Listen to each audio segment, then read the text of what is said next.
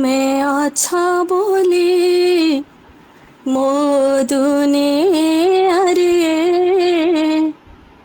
ଲାଗେ ନାହିଁ ଏକା ଏକା। ତୁମେ ଅଛ ବୋଲି ମୋ ଦୁନିଆରେ ଲାଗେ ନାହିଁ ଏକା ଏକା।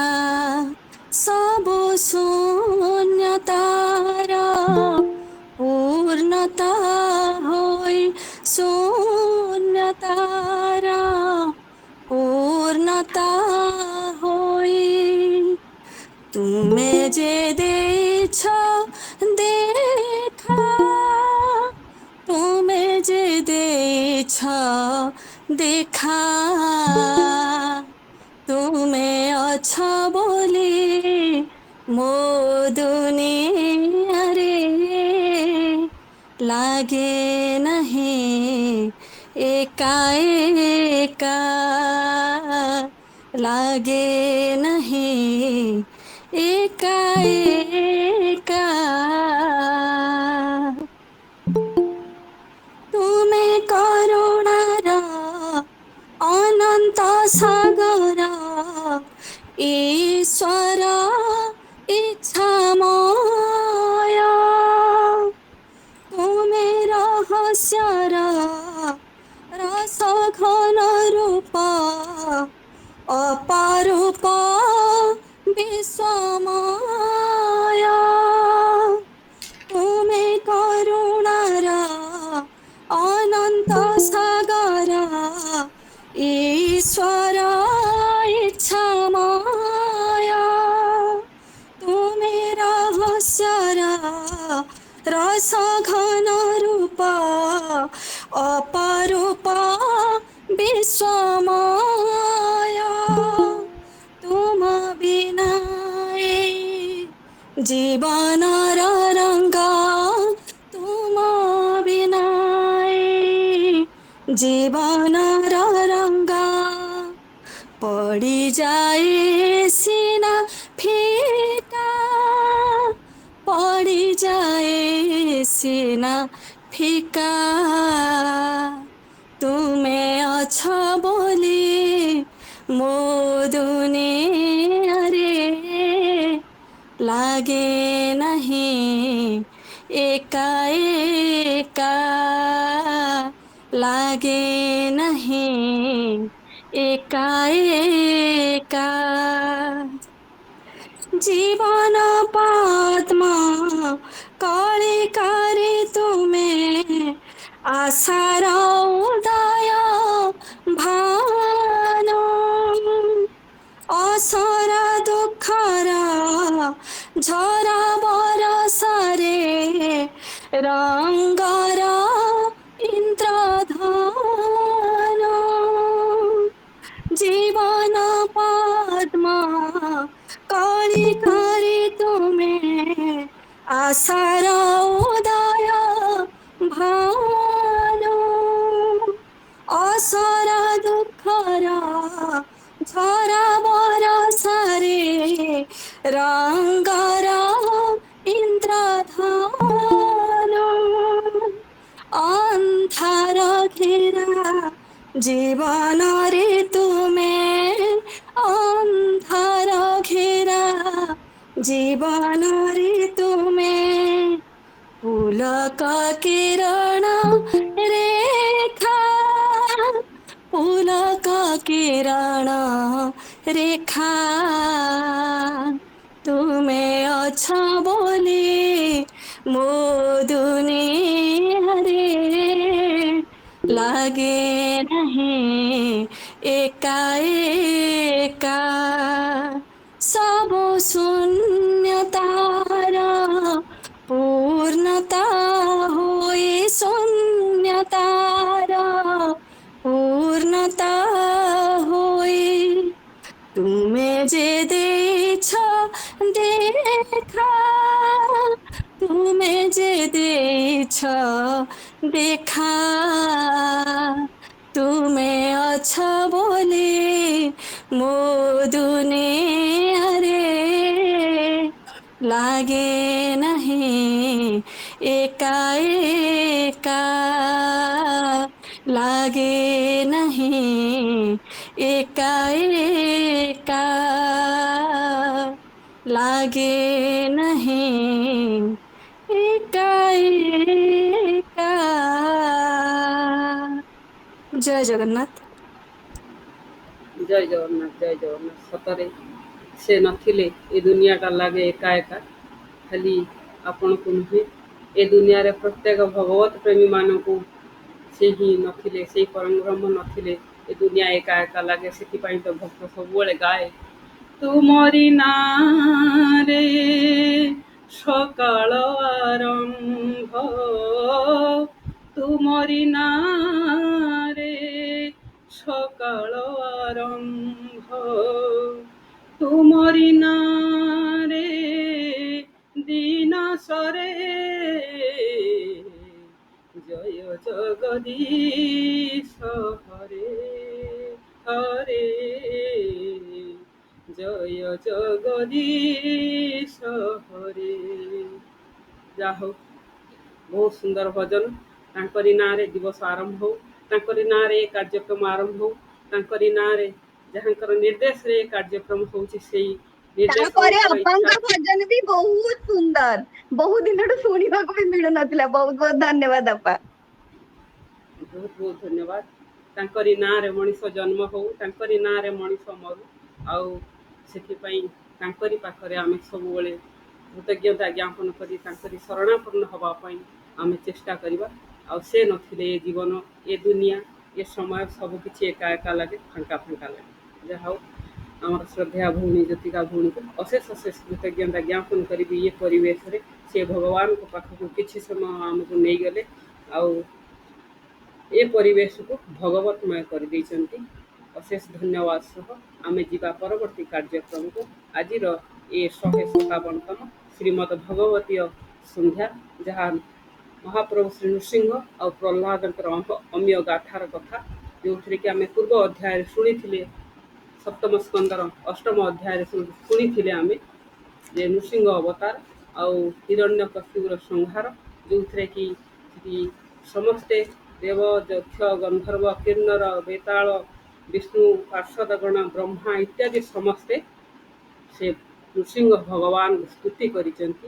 ସେ ସ୍ତୁତି ବି ଆହୁରି ରହିଛି। ଆଜି ପୁଣି ସ୍ତୁତି ଶୁଣିବା ଆମେ ନବମ ଅଧ୍ୟାୟରେ, ଯେଉଁଥିରେ କି ପ୍ରଥମରୁ ରଖିଛନ୍ତି, ନୃସିଂହ ପାଶେ ବ୍ରହ୍ମାଣ୍ଡରେ ପଶି ନ ପାରି ପ୍ରହ୍ଲାଦରେ, କହନ୍ତେ ସେହୁ କଲା ସ୍ତବ, ନବମ ଅଧ୍ୟାୟ ପ୍ରସ୍ତାବ।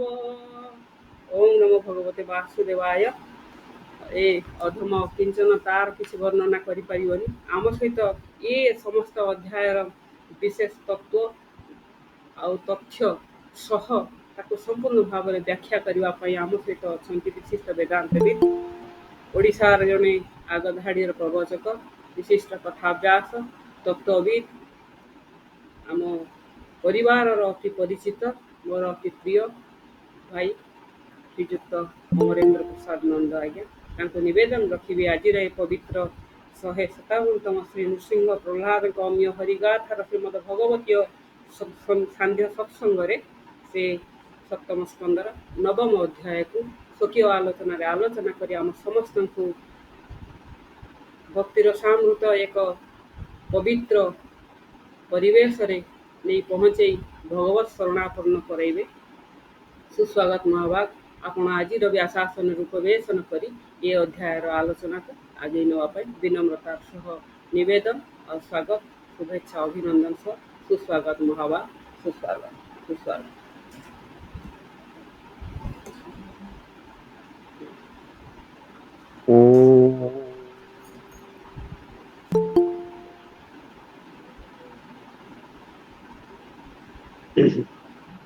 आप्यायन्तु ममाङ्गानि वाक् प्राणचक्षुः श्रोत्रमथो बलमिन्द्रियाणि च सर्वाणि सर्वं ब्रह्मोपनिषदं माहं ब्रह्म निराकुर्या मा मा ब्रह्म निराकरोत् निराकरणमस्तु अनिराकरणं मे अस्तु तदात्मनि निरते यः उपनिषत्सु धर्मास्ते मयि सन्तो ते मयि सन्तो ॐ शान्तिः शान्तिः शान्तिः अशुभानि याचस्ते तनोति शुभसन्ततिं स्मृतिमात्र यत्पुंसां ब्रह्म तन्मङ्गलं परम् अतिकल्याणरूपत्वात् नित्यकल्याणसंशयात् श्मत्रिणां वरदत्वाच्च ब्रह्म तन्मङ्गलं विदुः ओम अथ ओम जय जगन्नाथ जय जगन्नाथ जय जगन्नाथ समस्त को प्रणाम आमर साहित्यिक कविबंधु परिवार अध्यक्ष तथा संपादिका प्रिय भौनी प्रणति बड़ भौनी प्रणति भौनी मोर प्रणाम तथा देखा आगे रवींद्र कुमार लिखाई आमर अपराजिता मैम अच्छा ज्योतिका भौनी सुंदर भाव गान कले रोहित भाई को जय जगन्नाथ अर्जुन भाई देखा जय जगन्नाथ वीरकिशोर भाई को जय जगन्नाथ आउ जो मैंने अच्छा गोपाल कृष्ण सार को प्रणाम श्याम सुंदर सार को प्रणाम शक्तिवदम भाई को जय जगन्नाथ सूर्य कुमार भाई को जय जगन्नाथ अनुपम भौनी अच्छा संयुक्ता आचार्य संयुक्ता मैम अच्छा समस्त को जय जगन्नाथ थे समस्त को प्रणाम समस्त को जय जगन्नाथ मु कथोपकथन में अधिक समय नष्ट करने को चाहूनी आपण माने मान अपमान यो तुल्यो तुल्य मित्राणि पक्षयो समस्त को सम्मान दवाको कारण अभिवादनशीलस्य नित्य वृद्धोपसेविनः चत्वारि तस्य वर्धन्ते आयु विद्य यशो बलम् आम माने सबले नतमस्तक हवा देखंतु सबु देवता माने एतबले गोटी गोटी करी स्तुति करी चली भगवान संतुष्ट होइनांती कहा स्तुति भगवान को कर्ण गोचर हेइनी मात्र प्रहलादर जो आतुर चित्कार केमिति दृष्टिगोचर हैला सही कथा कहले नृसिंह पासे ब्रह्मांड रे पसी न पारी प्रहलाद रे कहन्ते सेहु कला स्तव नवम अध्याय प्रस्ताव ये जो नवम अध्याय प्रस्ताव होची केमिति सुंदर भाव स्तुति करिथिले से परम ब्रह्म परमात्मा तेणु चषमा मते न देखा गले भी नुआ नुआ चषमा पिंचु मत कलिया लगुची प्रथम कथा आमे जेतबले शास्त्र पढ़ू जानो जेतबले अहंकार शून्यता थाए ना ब्रह्मा माने कोन गोटे पद और प्रतिष्ठार अधिकारी अहंकार किंचित रही जाए शंकर गोटे पद प्रतिष्ठार अधिकारी अहंकार रही जाए इंद्र मुस्तव कली अहंकार रही जाए जक्ष माने स्तव कले अहंकार रही जाए विषय हो मंत्र दृष्टार मु ये मंत्र को पढ़ी जानी अनुभव करी अहंकार युक्त स्तव हरि को छुई पारे ना कहा स्तव छुए ना निर्मोह निरहंकार सशांतिम अधिगच्छति आपण पढ़िबे गले गीता पढ़ुचंती जानिबे निर्मोह निरहंकार देखंतु ब्रह्मा कोन वेदांत पढ़ी नांती ना ब्रह्मा कोन वेदांत जानि नांती जेतबले जस्तु सर्वाणि भूतानि आत्मे बाभुतु जानतः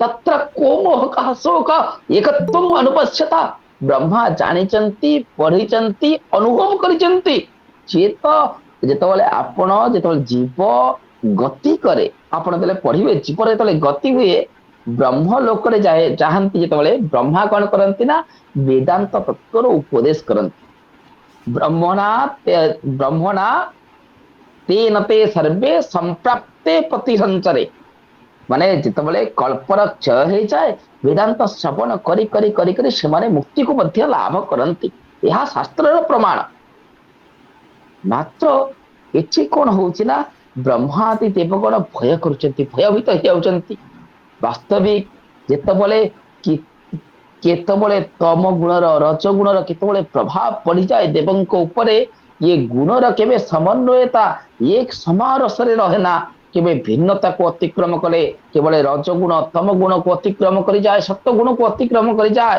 केतबले सत्य गुण रज तम को अतिक्रम कर जाए केतबले ये गुणर प्रभाव होची विचित्र ये त्रिगुणात्मिक रज्जु कौन करिना केमिति देवता मानक बंधन रे पकईची देवता माने मध्य भय करिसेंती उपनिषद रे मध्य प्रमाण अछि भयादस्याग्निस्तपति भयात्तपति सूर्यः भयात् इंद्रश्च वायुश्च मृत्युर्धावति पंचम कारण भय रे भयाद अस्य भय रे अग्नि कौन करे ना ताप को प्रदान करे भयात्तपति सूर्य सूर्य मध्य भय रे कौन करे ना ठीक समय रे उदय हुए और ठीक समय रे अस्त हुए भयात इंद्रश्च वायुश्च इंद्र वायु मध्य ठीक समय से मानक काम करती जो परम ब्रह्म कृपारो नृसिंह महाभाग कृपारो से नमयी नृसिंह चरण अनादि परम कारण से भागवतर कथा से ब्रह्मादि माने कौन करचंती ए जो भयंकर रूप को देखिकरी भय करचंती पशी न पारी प्रहलाद रे पशी पारिलेनी केमिति पशी पारिलेनी नारद उवाच नारद गोटी गोटी करी वर्णना करचंती कारण अध्याय विस्तृत स्तुति विस्तृत वर्णना विस्तृत आमे माने समय को नष्ट करिबानी समय सदुपयोग करिबा से स्तुतिर गुह्य रहस्य को उन्मोचन करिबा को चेष्टा करिबा कारण मुजा को होई सदय ज्ञानता हृदय भगवान यदि कृपा करिवे मुखम करोति वाचालम पंगुम लंघयते गिरिम यत् कृपातमहं वंदे परमानंद माधवम से माधव यदि कृपा करिवे पंगु मध्य गिरि को लंघि पारे हस्तो दूररु मध्य साल बेग भगवान को दर्शन करि पारंते आउ आपण माने जानिचंते बलराम दास रथ रे जाई जगन्नाथ मध्य वास करि पारंते अस्तु ब्रह्मादि जेते देवगणे भीषण मूर्ति दर्शने कातरे नाना स्तुति कले समीपे रही न पारिले देखंतु एठी केमिति लिखा छै ब्रह्मादि जेते देवगणे जेते देवता माने थिले गोटी गोटी करी भगवान को अर्चना करबा को आरंभ कले कातरे भीषण मूर्ति आपण देखियंती जेतबेले आपण पढिथि एकादश अध्याय गीता पाठ होइछि जेतबेले अर्जुन भीषण मूर्ति देखियंती भयभीत हो जायंती हे प्रभु तेनैव रूपेण चतुर्भुजेन सहस्रबाह भविष्यमूर्ते हे प्रभु से सौम्य रूप तदेव मानुष्य रूप मते दर्शन करंतु हे प्रभु कृपा करंतु मुझे सौम्य रूप को दर्शन करुची केही भयंकर रूप को दर्शन करंती मनुष्यर शरीर मध्य यदि विकृत हो जाए आमे माने देखि पारुना हमर चक्षु कोन हो जाए चाहि परेना आपण भावंतु नृसिंहंकर विकट विकराल रूप को केमिति बा दर्शन करि पारिथान्ते देवगण देखि पारुनाहंती कातरे नाना स्तुति कले मध्य के भगवान सम्मुख हेई पारिले नाही शेष को कौन कले चलो लक्ष्मी को आनिबा लक्ष्मी बाई चांस लक्ष्मी यदि स्तुति करंती भगवान संतुष्ट हो जिवे लक्ष्मी अणाई देवगणे विश्वासी मिलिले चरणे बुइले जाओ जनमात शांति कराओ तोर कांत हे माँ आपणकर कांत को आपण मायार अधिपति परम ब्रह्म परमात्मा को आपण टिके संतुष्ट करांत देखंतु माया ब्रह्मरे माया माया केबे ब्रह्म को आवृत करि पारे ना कारण माया होची ब्रह्मंकर अधीन आपण जानिबे माया आउ अविद्या मायार जेतबेले उत्पत्ति हुए शुद्ध सत्व प्रधान होची माया अविद्यार उत्पत्ति होची मलिन सत्व प्रधान पूरा गोटी गोटी करी हमको ध्यान दबाक पड़िबो माया जाइकरी माया धरम को मोहित करि पारि नांती माया लक्ष्मी लक्ष्मी कौन करे समस्त को जगत को जी मोहित करे देखंतु जन मात जी संबोधन कराई जी जगत को मोहित करे किंतु सिठी नारायण को मोहित करि पारि नाहंती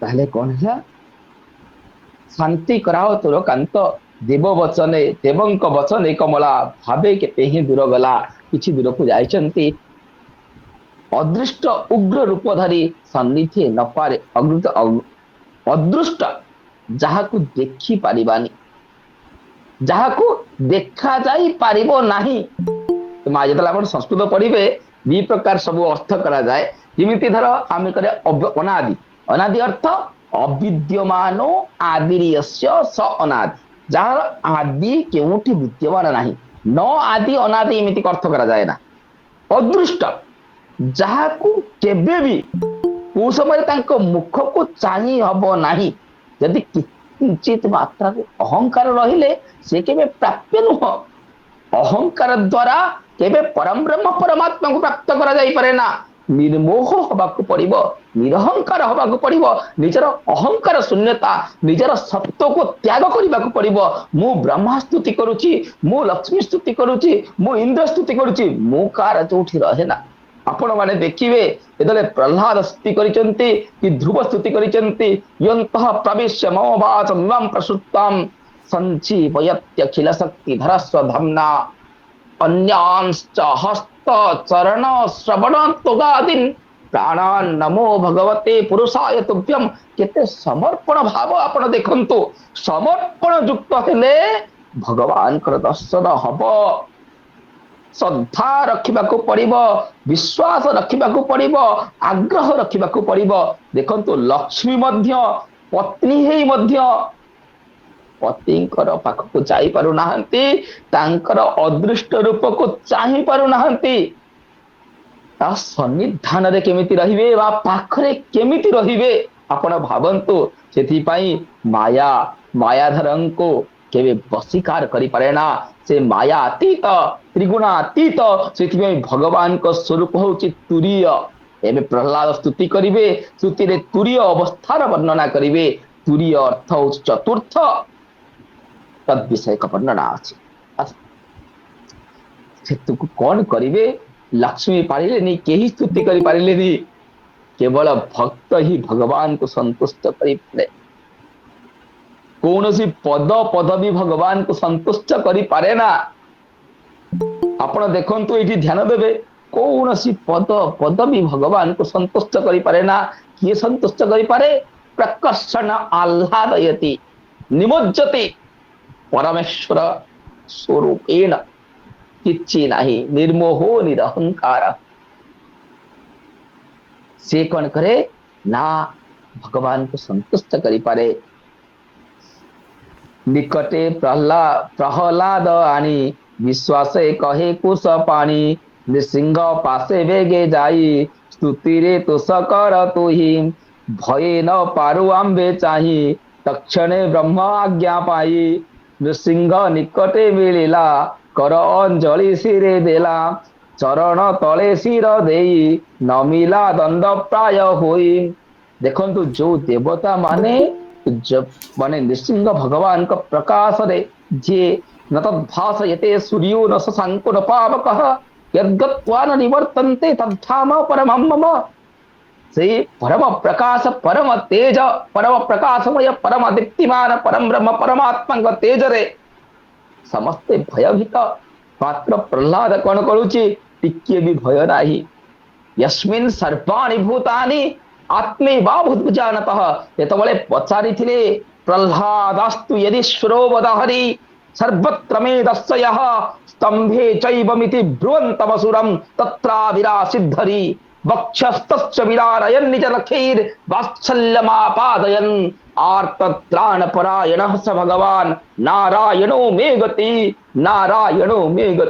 आपण माने जेतबले देखिबे जेतबले पचारिचंती भगवान कोठी अछंती कले भगवान तो मते सबुठी अछंती आ ब्रह्मस्तंभ पर्यंतम सपर्युगात अकाय अभ्रणम अस्ना वीरगुम शुद्धम अपाप विद्धम कबीर मनीषी परिभू स्वयंभू से सबु जगह अछंती कोठी नांती सपर्युगात व्यापक तत्व आपण सिना कहते निजक भगवान आपण एठी अछंती आउ गोटे जगह नहांती किंतु परम ब्रह्म परमात्मा नारायण से सब जगह व्यापकत्वाद विष्णु से व्यापक तत्व से सब जगह अछंती अकायम तांकर शरीर थिले मध्य शरीर नाही अव्रणम कौन सी दोष नाही शुद्ध सत्व प्रधान अव्रणम यदि शरीर नाही श्वास प्रश्वास करने को शिरा प्रशिरा तांकर कोठु आसीबो अस्ना वीरगुम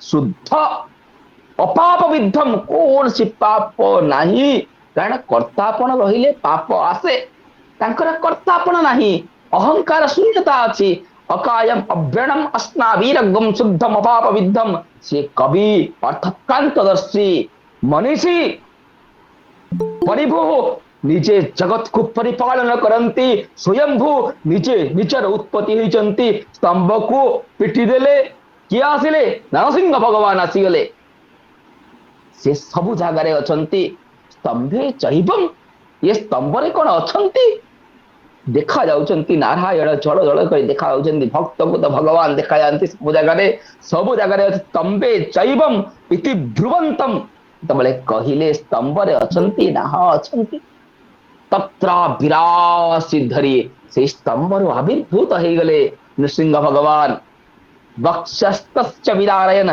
तार वक्ष को विदारण कले आपण माने पढ़ी वक्षस्त विदारयन निज नखैर नख रूपक अस्त्र रे वक्ष को विदारण कले वात्सल्य को परिपालन कले केमिति वात्सल्य को परिपालन कले ए वात्सल्य को परिपालन करिवार समय देख भक्त को केमिति आश्रय दियंती भगवान केमिति बंचंती भगवान जहा कहंती ताहा करंती गीता रे कहिचंती योगक्षेमं पहाम्यहम अप्राप्तस्य प्राप्ति जोग अप्राप्त वस्तु को भगवान प्राप्ति करई दियंती आउ ताको रक्षा मध्य करंती हे सज्जन वृंद जितेबाला प्रहलाद जाइचंती से नरसिंह भगवान का पाख को देखिले नरसिंह भगवान को जिते ब्रह्मा पठे देइचंती आमे भय रे जाई पारुनु तुमे जाओ जिते प्रहलाद जाइचंती कौन कले भय न पारु आंभे चाही तक्षणे ब्रह्मा आज्ञा पाई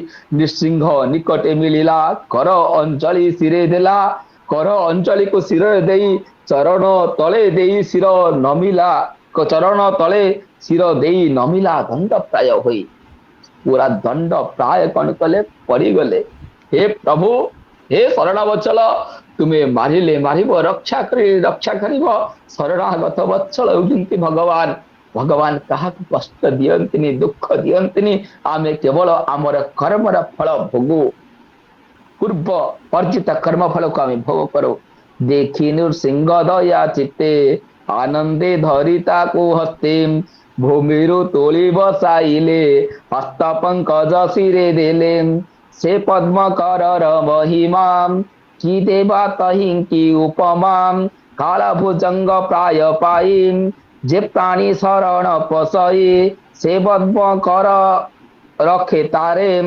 बेगे पसई सुख घरे देख नृसिंह कर सिरे लागी पूरा नृसिंहकर कर जितेबाला प्रहलाद सिरे लगी जेपर्यंत शंख स्पर्श न हो ध्रुवं को ज्ञान हो नथिला मात्र किंचित शंकर स्पर्श रे ज्ञान उदेक हो गला सेमती भगवान अंगर स्पर्श रे कौन है ना ज्ञान उद्रेक होइछि कहार ना प्रहलादंकर आपण कहबे प्रहलाद कोन ज्ञानी नथिले प्रहलाद तो सब जगह भगवान को देखुथिले भगवान को अनुभव करुथिले आउ तांकर जेमति विश्वास थिला आम मानकर तो सेति विश्वास नाही ताहले कोन करिबा ना इठी कहला जेतबले नृसिंहंकर हस्त प्रहलादंकर सिरे लागिला जहा किछि अशुभ थिला जहा किछि दुरित थिला सब क्षय हो गला दुरीतर कौन है विनाश हो गला बा दुरीतर कौन है क्षय हो गला तक्षणे ज्ञान प्रकाशिला आनंदे असुर बला नृसिंह चरण कमले मन निरूपी सुनिश्चले रोम पुलक तार देहे आनंदे अश्रुजल बहे ଯେତେବେଳେ ଅଜ୍ଞାନ ଦୂର ହେଇଯାଏ, ଜ୍ଞାନର ପରିପ୍ରକାଶ ହୁଏ। ଯେତେବେଳେ କଲ୍ମଷ ନାଶ ହେଇଯାଏ, ଯେତେବେଳେ ଆପ ବିକ୍ଷେପ ମଳ ବିକ୍ଷେପ ଆବରଣ ହଟିଯାଏ, ସେତେବେଳେ ଶୁଦ୍ଧ ଆତ୍ମା ସ୍ୱୟଂ ପ୍ରକାଶ ନିଜ ପ୍ରକାଶରେ ପ୍ରକାଶମାନ ହୁଏ। ଭାଦୀପ୍ତ ନିଜ ପ୍ରକାଶରେ ନିଜେ ପ୍ରକାଶିତ ହୁଏ ଆଉ ଜଗତକୁ ପ୍ରକାଶିତ କରେ। ସେମିତି ପ୍ରହ୍ଲାଦ କଣ କରିଛନ୍ତି ନା, ଯେତେବେଳେ ଭଗବାନଙ୍କର ସ୍ପର୍ଶ ଲାଗିଛି, କଣ ହେଇଛି ନା ସତ୍ଵ ଗୁଣରୁ ଶୁଦ୍ଧ ସତ୍ଵ ଗୁଣର ଯୋଉ ସଞ୍ଚାତ ହେଇଛି, ତୁରୀୟ ଅତୀତରୁ ଯେତେବେଳେ ଜ୍ଞାନ ତୁରୀୟ ଅତୀତ ହୁଏ, ତୁରୀୟ ଅବସ୍ଥାର ସହିତ ଯେତେବେଳେ ସଂଯୋଗ ହୁଏ, ସେତେବେଳେ ଅଜ୍ଞାନ ରହେ ନା। ସତ୍ଵ ରଜ ତମ ତିନି ଗୁଣାତୀତ ହେଇଯାଇଛନ୍ତି କିଏ ନା ପ୍ରହ୍ଲାଦ। ଆପଣମାନେ ଯେତେବେଳେ ଦେଖିବେ ଶ୍ରୀଧରୀ ଟୀକାରେ ତମେ ଦେଖିବେ ତ୍ରୟ ଗୁଣାତୀତ, ତିନି ଗୁଣରୁ ଅତୀତକୁ ଚାହିଁକି ସ୍ଥିତି କରିଛନ୍ତି ଭଗବାନଙ୍କୁ। କାରଣ ତିନି ଗୁଣରେ ଭୟ ଅଛି, ସତ୍ଵ ଗୁଣରେ ଭୟ ଅଛି, ରଜ ଗୁଣରେ ଭୟ ଅଛି, ତମ ଗୁଣରେ ମଧ୍ୟ ଭୟ ଅଛି। ଯେ ତ୍ରିଗୁଣାତୀତ, ଯେ ସମର୍ପିତ ଭାବ, ଯେ ଏକି ଭାବ, ସେତେବେଳେ ଭୟ ନଥାଏ। ନ ବିଭେତି କୁତଶ୍ଚନ, କାହାକୁ ଭୟ କରିବ? ସୁଷ୍ମା ଭିନ୍ନ କିଛି ଦେଖେ ନା। ଭକ୍ତ ଭଗବାନଙ୍କ ଭିତରେ ଭେଦ ନାହିଁ, ଅଭେଦ ଅଛି। ସେଇ ଅଭେଦ ସତ୍ତାକୁ ଭଗବାନ ନୃସିଂହ ଅନୁଭବ କରିଛନ୍ତି। କାହା ଦ୍ୱାରା? କରର ସ୍ପର୍ଶ ଦ୍ୱାରା ଅନୁଭବ କରିଛନ୍ତି ସେଇ ଅଭେଦର ସତ୍ତାକୁ। ଚରଣେ ଦେଇ ଭିନି ପାଣି, କଣ୍ଠ ଗଦଗଦେ କହେ ବାଣୀ, ବ୍ରହ୍ମାଦି ଦେବଙ୍କ ବିଷୟରେ ଜେଣେ ନୃସିଂହ ଦୟା ବଏ, ଆତ୍ମାର ନିସ୍ତାରଣ ଅର୍ଥେ ସଂସାର ତରିବା ନିମନ୍ତେ, ତ୍ରିଚତ୍ୱାରିଂଶ ଶ୍ଲୋକ ପଦ ଶ୍ଲୋକେ ସ୍ତୁତି କରଇ ଏକେ ଏକେ। ପ୍ରହ୍ଲାଦ କଣ କରୁଛି? ଆତ୍ମାର ନିସ୍ତାରଣ। ଆପଣ ମାନେ ଭାବନ୍ତୁ, ଆତ୍ମାର ନିସ୍ତାରଣ କି? ଆତ୍ମାର ନିସ୍ତାରଣ ଅର୍ଥ କଣ? ଆତ୍ମା ଅର୍ଥ କଣ? ଆତ୍ମା ତ ଶୁଦ୍ଧ ଅପାପ ବିଦ୍ଧ କବି ମନୀଷୀ ପରିଭୁ ସ୍ୱୟଂଭୁ, ତାର ନିସ୍ତାରଣ କେମିତି ହବ? ଆତ୍ମା ତ ଶୁଦ୍ଧ। ଆତ୍ମା କେବେ ଅପରିଷ୍କାର ଥିଲା କି? ଆତ୍ମାରେ କୌଣସି ପାପ ଥିଲା କି? ଆତ୍ମା ତ ଅଜ ଅବିନାଶୀ ନିତ୍ୟ ଶୁଦ୍ଧ ବୁଦ୍ଧ। ଆମେ କଣ କରୁଛୁ ନା, ଏ ଶରୀରକୁ ଆତ୍ମା ଭାବି ନେଉଛୁ ଅଜ୍ଞାନ ଯୋଗୁ। ସେଇ ଅଜ୍ଞାନର ନାଶ ଅର୍ଥେ, ଅଜ୍ଞାନର ନାଶ ପାଇଁ, କାରଣ ଏଠି ଆତ୍ମା ଅର୍ଥ ହେଉଛି ଅନ୍ତଃକରଣ। ମନରେ ଯୋଉ ମଇଳା ଅଛି, ବୁଦ୍ଧିରେ ଯୋଉ ମଇଳା ଅଛି, ଚିତ୍ତରେ ଯୋଉ ମଇଳା ଅଛି, ମଳ ବିକ୍ଷେପ ଆବରଣ ଅଛି, ମନରୁ ମଳ ବିକ୍ଷେପ ଆବରଣ ହଟେଇବା ପାଇଁ, ବୁଦ୍ଧିରୁ ମଳ ବିକ୍ଷେପ ଆବରଣ ହଟେଇବା ପାଇଁ ବା ବୁଦ୍ଧି ଶୁଦ୍ଧି ପାଇଁ, ମନ ଶୁଦ୍ଧି ପାଇଁ, ଅନ୍ତଃକରଣ ଶୁଦ୍ଧି ପାଇଁ। ଆଉ ଯଦି ମନ ଶୁଦ୍ଧି ହେଇଗଲା, ବୁଦ୍ଧି ଶୁଦ୍ଧି ହେଇଗଲା, ଅନ୍ତଃକରଣ ଶୁଦ୍ଧ ହେଇଗଲା, ତାହେଲେ ଯାଇକି ସମ୍ୟକ ଜ୍ଞାନ ହବ। ଅଧିକାରୀକୁ ହିଁ ଜ୍ଞାନ ହୁଏ। ଆପଣ ଯେତେବେଳେ ପଢିବେ ବେଦାନ୍ତ, ରୀତେ ଜ୍ଞାନ ମୁକ୍ତି କୁହାଯାଇଛି। ଅଧିକାରୀକୁ ହିଁ ଜ୍ଞାନ ହୁଏ। ଯିଏ ସାଧନ ଚତୁଷ୍ଟ ସମ୍ପନ୍ନ ଅଧିକାରୀ, ତାକୁ ହିଁ ଜ୍ଞାନ ହବ।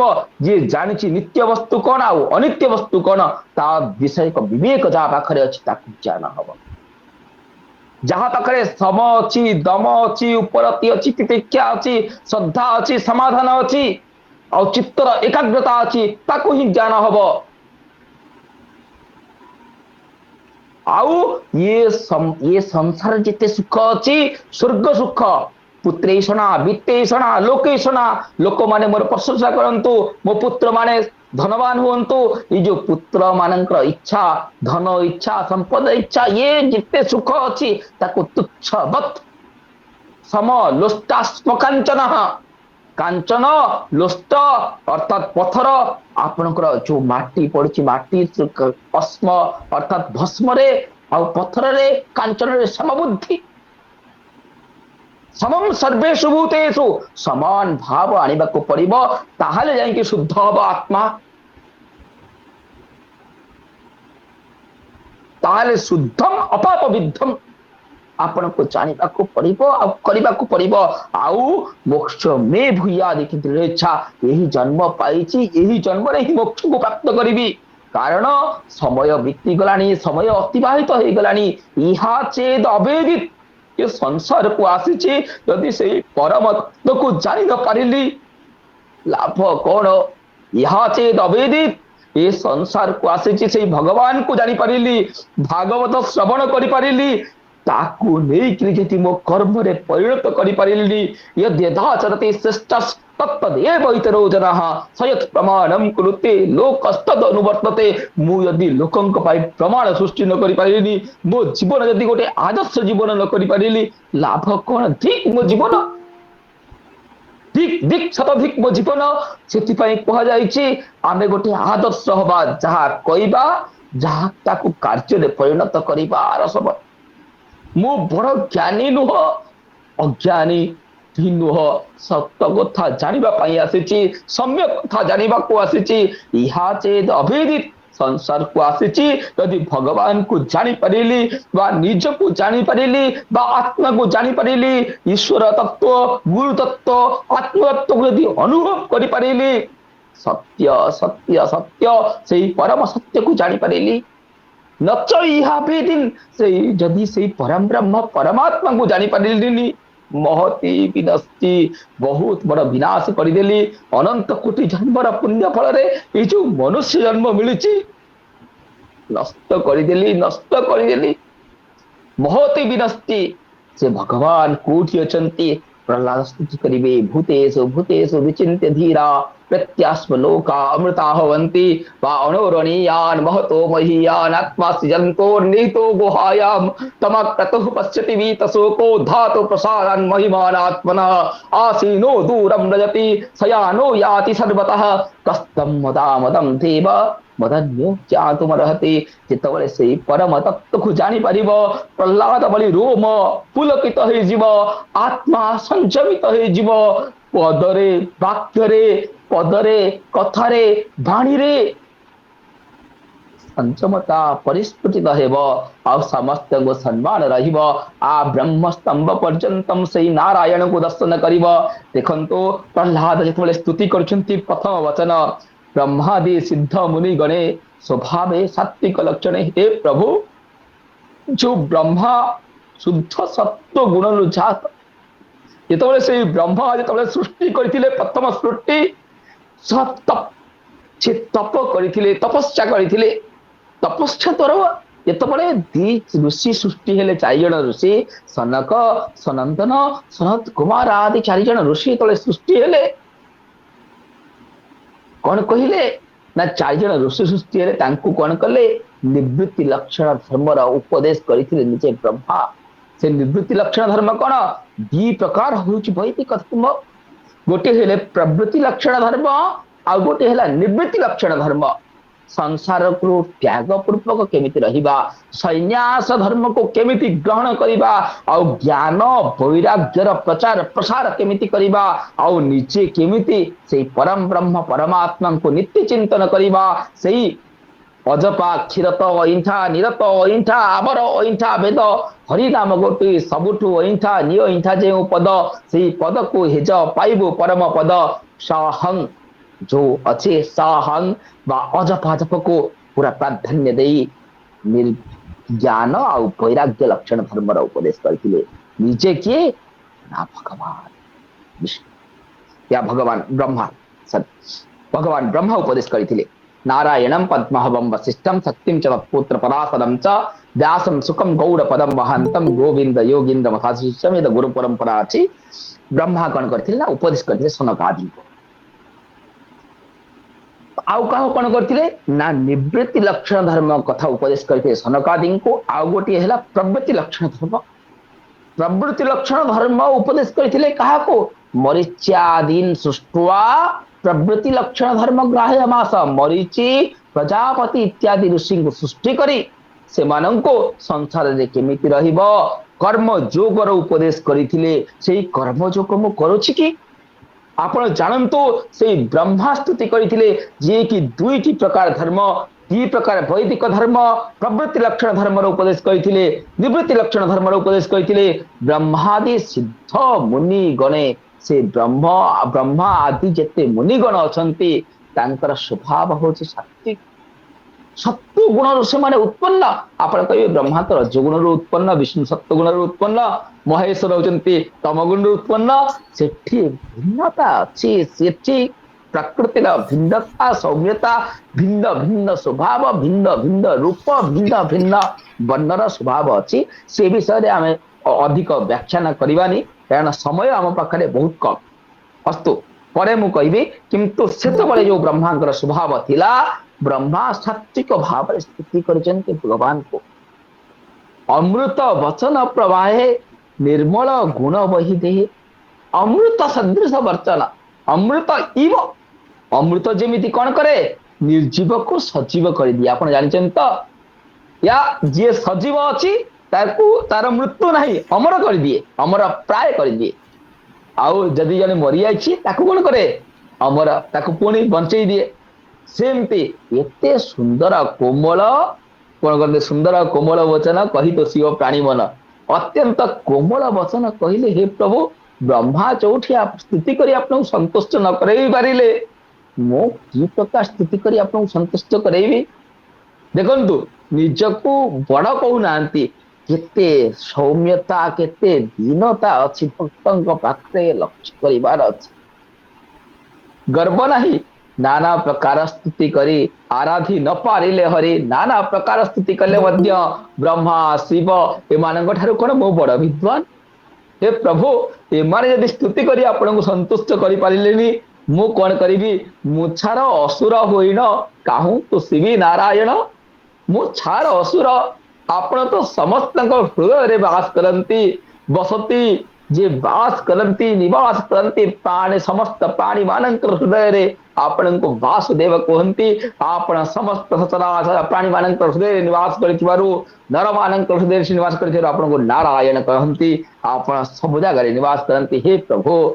आपण व्यापक विष्णु आपण को मु असुर बा कौन संतुष्ट करिवी धन सत्कुल अभा रूप पंडित गण तेज तप बल पुरुष बुद्धि जोग ओज विभूति 12 मार्ग आज जो 12 गोटी मार्ग अच्छी पंडित क्या कहती आपन जानी पंडित खाली लिखिदेले पंडित हो जाए ना पंडित अर्थ कौन आत्म विषयक बुद्धि ये पंडा आत्म विषयक बुद्धि आत्मा अर्थ कौन ये शरीर होची अनित्य आत्मा होची नित्य शरीर आगुरु आत्मा आगुरु थिला एबे अच्छी आगु को रहिबो ये शरीर आगुरु नथिला एबे अच्छी आगु को रहिबनी विद्यारण्य मुनि गोटे सुंदर श्लोक लिखिचंती पंचदशी तले पढ़िबे आछिबो आपन श्लोक देखिदिबे ए तस्मात् किमिवेन्द्र जालम परम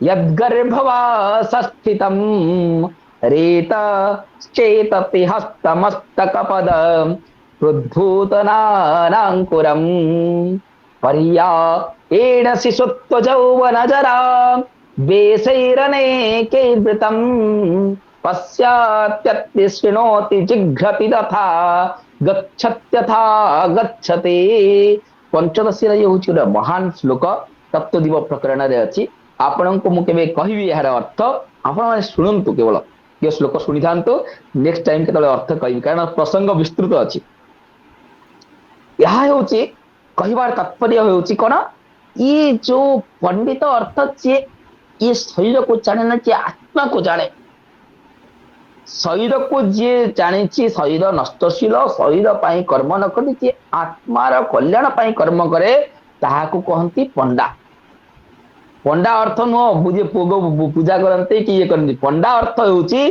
जे शरीर को जाने अनित्य शरीर पाई कर्म करे ना आत्मार कल्याण पाई आत्मार कल्याण मैंने आत्म स्वरूप को जानिबा पई तार प्रत्येक कर्म उपासना रे निज को जानिबी केमिति संपूर्ण कर्म करथाय समाज रो निज को जानिबा पई जे कर्म करे ता कहंती पंडा पंडित काहाकू कहंती आत्मनिष्ठित शरीर रे कौरसी शरीर काम क्रोध लोभ मोह भल मंद हानि लाभ चित्त उष्ण रे जे विचलित हुए ना जे आत्म तत्व स्थिर थाए आत्मनिष्ठित पंडित जे आत्म कल्याण पाई जे काम करे कहती पंडा जे भगवान तो सेवा करू करू निजर आत्म उपलब्धि जार लक्ष्य ताकू कहती पंडा आउ जे आत्मा स्थित रुहे ताकू कौन कहती ना पंडित से भली पंडित माने जे कि आत्मा स्थित अछंती तांकर तेज तो अपरिचय ସେମାନେ ମଧ୍ୟ ସ୍ତୁତି କରିଛନ୍ତି, ଆପଣଙ୍କୁ ସନ୍ତୁଷ୍ଟ କରିପାରିଲେନି। ସେମାନେ ତାଙ୍କର କର୍ମ ହଉଛି ତପଃ, ଯେ ତପସ୍ୟା ଦ୍ଵାରା ମଧ୍ୟ ଆପଣଙ୍କୁ ସନ୍ତୁଷ୍ଟ କରିପାରିଲେନି ପ୍ରଭୁ। ବଳ ଅର୍ଥ ସାମର୍ଥ୍ୟ ସେମାନଙ୍କର ଅନେକ, ସେମାନେ ନିତ୍ୟ ନୈମିତିକ କାମ୍ୟ କର୍ମ କରୁଛନ୍ତି, ଇଷ୍ଟ କର୍ମ କରୁଛନ୍ତି, ଦତ୍ତ କର୍ମ କରୁଛନ୍ତି, ପୂତ କର୍ମ କରୁଛନ୍ତି। ଅଗ୍ନିହୋତ୍ର ତପଃ ସତ୍ୟಂ ବେଦାନାଂ ଚ ଅନୁପାଳନମ୍ ଆତିଥ୍ୟಂ ବୈଶ୍ୱଦେବଂ ଚ ଇଷ୍ଟଂ ଇତି ଅଭିଧୀୟତେ। ଇଷ୍ଟ କର୍ମ କରୁଛନ୍ତି, ଦତ୍ତ କର୍ମ କରୁଛନ୍ତି, ପୂତ କର୍ମ କରୁଛନ୍ତି, ନିତ୍ୟ କର୍ମ କରୁଛନ୍ତି, ନୈମିତିକ କର୍ମ କରୁଛନ୍ତି, କାମ୍ୟ କର୍ମ ମଧ୍ୟ କରନ୍ତି। ସେମାନେ ଯଦି ସନ୍ତୁଷ୍ଟ କରିପାରିବେନି, ମୁଁ ଅସୁର, ମୁଁ କଣ ବା ସନ୍ତୁଷ୍ଟ କରିବି ଆପଣଙ୍କୁ। ଏ ଆଦି ଯେତେ ଗୁଣ ଗ୍ରାମ ନୁହନ୍ତି ବିଷ୍ଣୁ ତୋଷ କ୍ଷମ, କେବଳ ଭକ୍ତି ଯୋଗ ତୋଷ ଗଜେନ୍ଦ୍ର ହୋଇଛି ପ୍ରକାଶ। ହେ ପ୍ରଭୁ, ମୁଁ ଏତିକି ଜାଣିଛି ଭଜନମ ଭକ୍ତି, ଆପଣ କେବଳ ଭକ୍ତିରେ ହିଁ ସନ୍ତୁଷ୍ଟ। ଜ୍ଞାନ ହେଇଥିଲେ ତ ଭଗବାନ ସବୁଠୁ ଯିଏ ବଡ ଜ୍ଞାନୀ ତାକୁ ଦର୍ଶନ ଦେଇଥାନ୍ତି, ଯିଏ ସବୁଠୁ ବଡ ଜ୍ଞାନୀ ତାକୁ ଦର୍ଶନ ଦେଇନାହାନ୍ତି। ଆପଣ ମାନେ ଜାଣିଛନ୍ତି, ଗୋଟିଏ କଥା କହିବି ମୋର ମନେ ପଡିଯାଏ। ଦାସିଆ ବାଉରୀ ନଡିଆ ଦେଲେ ଗ୍ରହଣ କଲେ। ଯେତେବେଳେ ଉଦୟିନୀ ଆଚାର୍ଯ୍ୟ ଜଣେ ଥିଲେ, ଆପଣଙ୍କୁ ଗୋଟେ ଗପ କହୁଛି, ଛୋଟିଆ ଗପ। ଉଦୟିନୀ ଆଚାର୍ଯ୍ୟ, ଆପଣ ନ୍ୟାୟ କୁସୁମାଞ୍ଜଳି ପଢିବେ, ଗୋଟେ ଗ୍ରନ୍ଥ ତାଙ୍କର ଅଛି ନ୍ୟାୟ କୁସୁମାଞ୍ଜଳି। ବହୁତ ବଡ ବଡ ବିଦ୍ୱାନ ମାନେ ପଢନ୍ତି ନ୍ୟାୟ କୁସୁମାଞ୍ଜଳି। ଆଉ ଗୋଟିଏ ଅଛି ଆତ୍ମତତ୍ଵ ବିବେକ। ଆତ୍ମତତ୍ଵ ବିବେକ ଉଦୟିନୀ ଆଚାର୍ଯ୍ୟ, ଆପଣ ଗୁଗଲରେ ସର୍ଚ୍ଚ ମାରିବେ, ୱାକିପିଡିଆରେ ଆସିଯିବ। ସେ ଜଗନ୍ନାଥଙ୍କର ବହୁତ ବଡ ଭକ୍ତ ଥିଲେ, ବହୁତ ବଡ ଭକ୍ତ ଥିଲେ। ଥରେ କଣ ଅଛନ୍ତି ନା, ସେ ମାନେ ହିନ୍ଦୁ ଧର୍ମର ସ୍ଥାପନା ପାଇଁ ଆଦି ଶଙ୍କରାଚାର୍ଯ୍ୟ, ତାପରେ ଆଦି ଶଙ୍କରାଚାର୍ଯ୍ୟଙ୍କ ପୂର୍ବ ପରେ ଜଣେ ଥିଲେ ତାଙ୍କ ଅଭିନବ ଶଙ୍କରାଚାର୍ଯ୍ୟ ଥିଲେ, ତାପରେ ଉଦୟିନୀ ଆଚାର୍ଯ୍ୟଙ୍କ ନାଁ ଆସେ, ଯିଏକି ସମ୍ପୂର୍ଣ୍ଣ ଭାରତ ବର୍ଷରେ ହିନ୍ଦୁ ଧର୍ମର ପ୍ରଚାର କରିଥିଲେ। ବୌଦ୍ଧ ମାନଙ୍କୁ, ଅନ୍ୟ ଧର୍ମର ଲୋକମାନଙ୍କୁ ଗୋଟି ଗୋଟି କରି ପରାସ୍ତ ମଧ୍ୟ କରିଛନ୍ତି। ତାଙ୍କର ଜନ୍ମ ହଉଛି ମିଥିଳାରେ, ଉଦୟିନୀ ଆଚାର୍ଯ୍ୟ ଥିଲେ ତାଙ୍କ ନାଁ। ସେ ଜଗନ୍ନାଥ ଏଇଠିକି ଆସିଥିଲେ, ଜଗନ୍ନାଥ ପୁରୀ ଆସିଥିଲେ, ଶାସ୍ତ୍ରାର୍ଥ କରିଛନ୍ତି, ପୁରା ଭୁବନେଶ୍ୱରରେ ବୌଦ୍ଧ ମାନଙ୍କୁ ପରାସ୍ତ କରିଛନ୍ତି। କହିଲେ ଭଗବାନ ପ୍ରତ୍ୟକ୍ଷ ଦର୍ଶନ ଦିଅନ୍ତି। ମାନେ ଦେଖନ୍ତୁ ଦୃଢ ଭକ୍ତି କେମିତି, କେବଳ ପ୍ରହ୍ଲାଦଙ୍କର ନଥିଲା, କଳି ଯୁଗରେ ମଧ୍ୟ ତାଙ୍କର ଦୃଢ ଭକ୍ତି ଥିଲା। କହିଲେ ଭଗବାନ କିଛି ପୁରୀରେ ଅଛନ୍ତି, ସେ ମନୁଷ୍ୟ ସଦୃଶ ଲୀଳା କରନ୍ତି, ମାନବୋଚିତ ଲୀଳା। ମନୁଷ୍ୟ ଯେମିତି ଲୀଳା କରେ ସେମିତି ଲୀଳା କରନ୍ତି, ଆପଣ ଦେଖିବେ ଭଗବାନ ମାନବ ସଦୃଶ ଲୀଳା କରିଛନ୍ତି ପୁରୀ। କହିଲେ ଠିକ ଅଛି, ତୁମେ ପରାସ୍ତ ହେଇଗଲେ, କହିଲେ ସମସ୍ତଙ୍କୁ ମୁଁ ହିନ୍ଦୁ ଧର୍ମର ଦୀକ୍ଷା ଦେବି। ଗୋଟେ କଥା କହିଲେ, ସମସ୍ତେ ବୌଦ୍ଧ ମାନେ ଚାଲିଲେ। ଯେତେବେଳେ ଯାଇଛନ୍ତି, ଜଗନ୍ନାଥଙ୍କର କବାଟ କଣ ହେଇଛି ନା ବନ୍ଦ ଅଛି, ଭୋଗ ହେଇଯାଇଛି, କବାଟ ବନ୍ଦ ଅଛି। କହିଲେ ମୁଁ ଯିବି ତ ଜଗନ୍ନାଥଙ୍କୁ ଆଗ ଦର୍ଶନ କରାଇବି, କହିକି ନେଇଛନ୍ତି ବୌଦ୍ଧ ମାନଙ୍କୁ, ବୌଦ୍ଧ ମାନଙ୍କର ଧର୍ମ ପରିବର୍ତ୍ତନ କରାଇବେ। ଶ୍ରୀ ବୌଦ୍ଧ ମାନେ କଣ କଲେ ନା, ଦେଖିଲେ ଜଗନ୍ନାଥଙ୍କ କବାଟ ବନ୍ଦ ଅଛି। ଉଦୟିନୀ ଆଚାର୍ଯ୍ୟ କହିଥିଲେ କବାଟ ଖୋଲା ଥିବ, କାରଣ ସାଧୁ ମାନଙ୍କର ଯୋଉ ବାଣୀ ବି ବାହାରି ଯାଏ ନା, ସେ ସତ୍ୟ ହିଁ ହେଇଥାଏ। ତାହେଲେ ଉଦୟିନୀ ଆଚାର୍ଯ୍ୟ କଣ ମିଛ କହିଲେ? ତାଙ୍କୁ କହି ତ୍ରିକାଳଦର୍ଶୀ ଭଗବାନଙ୍କ ଲୀଳା ଦେଖନ୍ତୁ। ଗୋଟେ ଶ୍ଲୋକ ଆପଣ ଆସେ, ଭଗବାନଙ୍କୁ ଡାକିଛନ୍ତି ଉଦୟିନୀ ଆଚାର୍ଯ୍ୟ, ହେ ପ୍ରଭୁ କବାଟ ଖୋଲନ୍ତୁ, କବାଟ ଖୋଲନ୍ତୁ, କବାଟ ଖୋଲନ୍ତୁ। ଆତୁର ଚିତ୍କାର କରିଛନ୍ତି ଜଗନ୍ନାଥଙ୍କୁ, ଯେତେବେଳେ ସ୍ତୁତି କରୁଛନ୍ତି, ସ୍ତବ କରୁଛନ୍ତି, ଭଗବାନ କବାଟ ଖୋଲି ନାହାନ୍ତି। ଶେଷକୁ ପୁରା କାନ୍ଦି କାନ୍ଦି କାନ୍ଦି କାନ୍ଦି ପୁରା ଲହୁ ନାଳ ପୁରା ବହି ଯାଇଛି ଦେହରେ, ବର୍ଣ୍ଣନା ଅଛି ଏତେ ସୁନ୍ଦର ଭାବରେ। ଐଶ୍ୱର୍ଯ୍ୟ ମଦମତ୍ତୋଷୀ, ହେ ଭଗବାନ ଆପଣ ଐଶ୍ୱର୍ଯ୍ୟରେ ଅନ୍ଧ ହେଇଗଲେଣି। 56 କୋଟି ଭୋଗ ଖାଇ ଖାଇ ଆପଣ ଐଶ୍ୱର୍ଯ୍ୟ ମଦମତ୍ତୋଷୀ, ଐଶ୍ୱର୍ଯ୍ୟର ମଦରେ ସେବା କରି କରି ଆପଣ କଣ ନା ଆଳସ୍ୟକୁ ଆପଣଙ୍କର ଆସିଗଲାଣି। ଐଶ୍ୱର୍ଯ୍ୟ ମଦମତ୍ତୋଷୀ ମାମ ଅବଜ୍ଞାୟ କଳ୍ପତେ, ହେ ପ୍ରଭୁ ମୁଁ ଧର୍ମରେ ଅଛି, ନ୍ୟାୟରେ ଅଛି, ଆପଣଙ୍କର ଧର୍ମ ସଂସ୍ଥାପନାର୍ଥାୟ ସମ୍ଭବାମି ଯୁଗେ ଯୁଗେ, ଧର୍ମର ସଂସ୍ଥାପନାରେ ଅଛି। ମାମ ଅବଜ୍ଞାୟ କଳ୍ପତେ, ମୋର ଅବଜ୍ଞା ହେଲେ ପ୍ରଭୁ ମତେ କଷ୍ଟ ଲାଗେ ନା। ଆପଣଙ୍କୁ ଯଦି କିଏ କହିଦିଏ ମତେ କଷ୍ଟ ଲାଗେ। ଅର୍ଜୁନ କହି, ଅର୍ଜୁନକୁ ଯେତେବେଳେ ଧିକ୍ କହିଛନ୍ତି, ଅର୍ଜୁନକୁ କଷ୍ଟ ଲାଗେନି। ଯୁଧିଷ୍ଠିର ଯେତେବେଳେ କହିଛନ୍ତି ଧିକ୍ କୃଷ୍ଣଙ୍କୁ, ଧିକ୍ ଗାଣ୍ଡିବକୁ, ଅର୍ଜୁନ ଯେତେବେଳେ ଯୁଧିଷ୍ଠିରଙ୍କ ଶିରଚ୍ଛେଦ କରିବାକୁ ବାହାରିଛନ୍ତି, କହିଲେ ମତେ କଷ୍ଟ ଲାଗେ ନା, ହେଲେ ମୋ ଭଗବାନଙ୍କୁ କିଏ କହିଲେ ମତେ କଷ୍ଟ ଲାଗେ। ମାମ ଅବଜ୍ଞାୟ କଳ୍ପତେ, उपस्थितेषु बुद्धेषु ममाधीन उपस्थिति। हे प्रभु यदि आपण कबाट न खोलिबे आज मो बौद्ध धर्म को ग्रहण करी माने एमती भगवान कहते कांदिकी कहते भगवान का कपाट उन्मोचन होती भगवान कपाट खुली जाइए भगवान निजे से कपाट खोली मानुष्य रूप धरिकी से भली माने सुंदर भाव में प्रहलाद स्तुति कर जो सुंदर स्तुति आप देखिए खोलिए आमे बहुत उदय आमको गुरुजी यही उपदेश करती कहले जदि भक्ति करिवो तो उदय आचार्य भली कर भक्ति आसवा दरकार से द्वादश गुणे विप्रयुक्त जे से जेबे नोहे विष्णु भक्त से विष्णु उपासना करती व्यापक तत्व उपासना करती से श्रेष्ठ न बोलाई संसार तरीप से कहीं से विप्र श्रेष्ठ नुह विप्र कण जन्मना जायते शूद्र संस्कारा द्विज उच्यते द्विजर्थ द्वितीय जन्म हुए वेद पाठ भवेद विप्र वेद पाठ करे विप्र हुए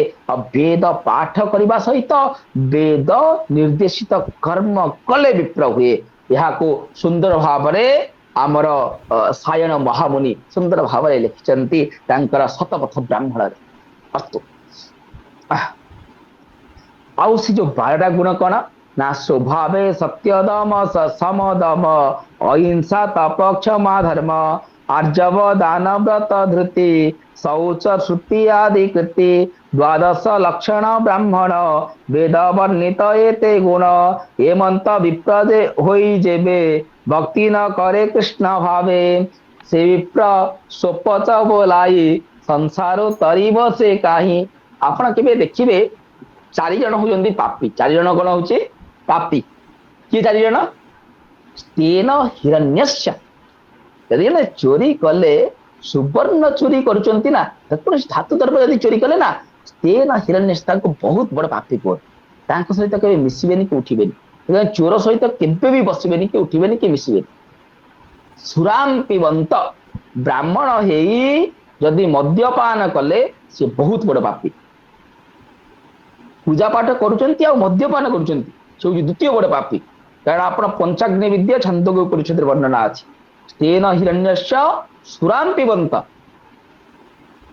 आओ गुरु पत्नी गुरुजी पाखरे दर्शन कले गुरुजी पत्नी यदि कुदृष्टि देखिले सी हूँ 3 नंबर पापी ब्रह्मा यदि गुरुजन मानक आम कटु वचन कहले कटुक्ति कहले जमीती अर्जुन आउ युधिष्ठिर संवाद अच्छे तू कहीदे से पाप खंडन हो तू कहीदे मरिबा सदृश ब्रह्महत्यार पाप लगे गुरुजन को जदि तू ता व्यवहार कहीदे ब्रह्महत्यार दोष लगे से गुरुजन मान कटुक्ति कहला बेले आम सावधान पूर्वक बाक संचमता अवलंबन करवा वाणी द्वारा केवे गुरुजन को कटुक्ति कहवा नहीं तेन हिरण्यश्च सुराम पिबंत गुरुपत्नी स्थल्पमा ब्रह्मा ये चत्वारा नरके पतंती ये 4 जन नरक को जान आउ जे तांको सहित मिसे सी मध्य नरक को प्राप्त करे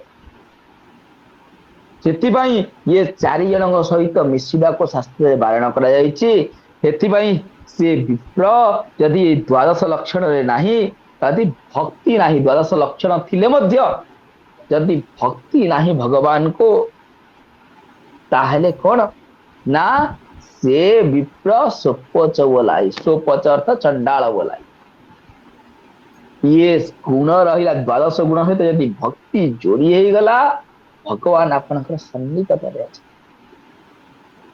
से यदि तुमरा भक्ति यदि जोड़ी न हो गला अंतकरण शुद्ध हेले भक्ति आसे भज सेवायाम धातु भक्तिर उत्पत्ति होउची भज सेवायाम भजनम भक्ति आगो पड़े भजन और भक्ति भीतर किसी डिफरेंस नहीं भजनम भक्ति चांडाल जन्म जेबे होई मन अर्पई कृष्ण भावे आत्मा पवित्र बेगे बेगे करे चंडाल कुल को उद्धरे ब्राह्मण सर्वमान्य होई आत्मा उद्धरी न पारे जे चंडाल मध्य भक्ति कला अपिचेत शुद्राचारो भजति माम अनन्य भाग साधुरे व्य सम्यक व्यवसितो व्यवसितो हितः क्षिप्रं भवति धर्मात्मा सस्वच्छन्ति निगच्छति कौन्तेय प्रतिजानेहि न मे भक्तः नश्यति ये सब विषय आसी सुंदर भाव वर्णना अच्छी शास्त्र रे मोर कहवा तात्पर्य होची देखंतु केते सुंदर भाव भक्तिर प्राधान्यता अच्छी भागवत रे भागवत अर्थ भक्ति भक्ति करने को कह जाए भक्ति कौन कृष्ण कौन कृष्ण पाद कौन कृष्ण अर्थ आकर्षित नहीं कृष्ण समस्त व्याख्या कर क्री अर्थ हूँ क्री भूवाचक शब्द निज को कृष्ण रे परिणत करने को पड़ो क्री भूवाचक शब्द ये भूमिर जेते सुख अच्छी नष्ट निवृत्तिवाचक यदि संपूर्ण सुख को मो त्याग पूर्वक भोजन कर पारिली ताहले निश्चित मो कृष्ण पदवाच्य हेबी भूवाचक शब्द नष्ट निवृत्तिवाचक तयोरेकम परम ब्रह्म कृष्णम इति अभिधीयते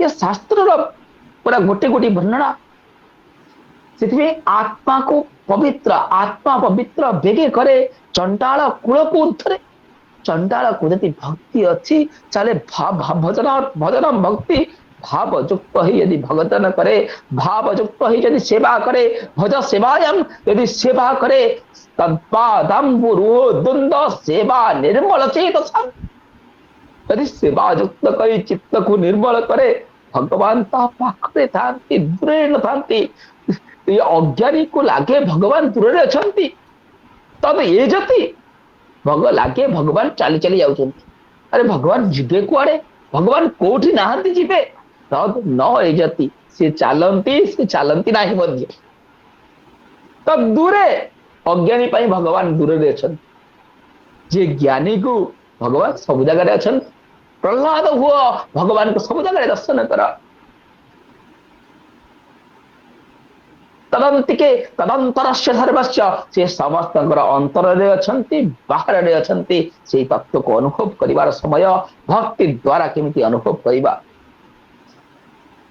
आत्मा प्रकाश निरंजन जे हरि निज लाभ पुण्य आत्म प्रकाश निरंजने से कहीं पंचीव संकल्पे आत्मार पूजा मानसिके जेणु दयालु से बोलाई एणु भरोसा प्राणी केत समय पर्यंत कहू पड़ो पूरा 8:15 ना के हरि निज लाभे पूर्ण आत्मा प्रकाश निरंजन से कहीं बंचीव संकल्पे आत्मार पूजा मानसिके जेणु दयालु सेबो लाई एणु भरोसा प्राणी पाई करंती पूजा विधि जहा आत्मा मंगल मात्र ताहा स्वभावे निज मुख वेश जेसने दर्पणे प्रकाश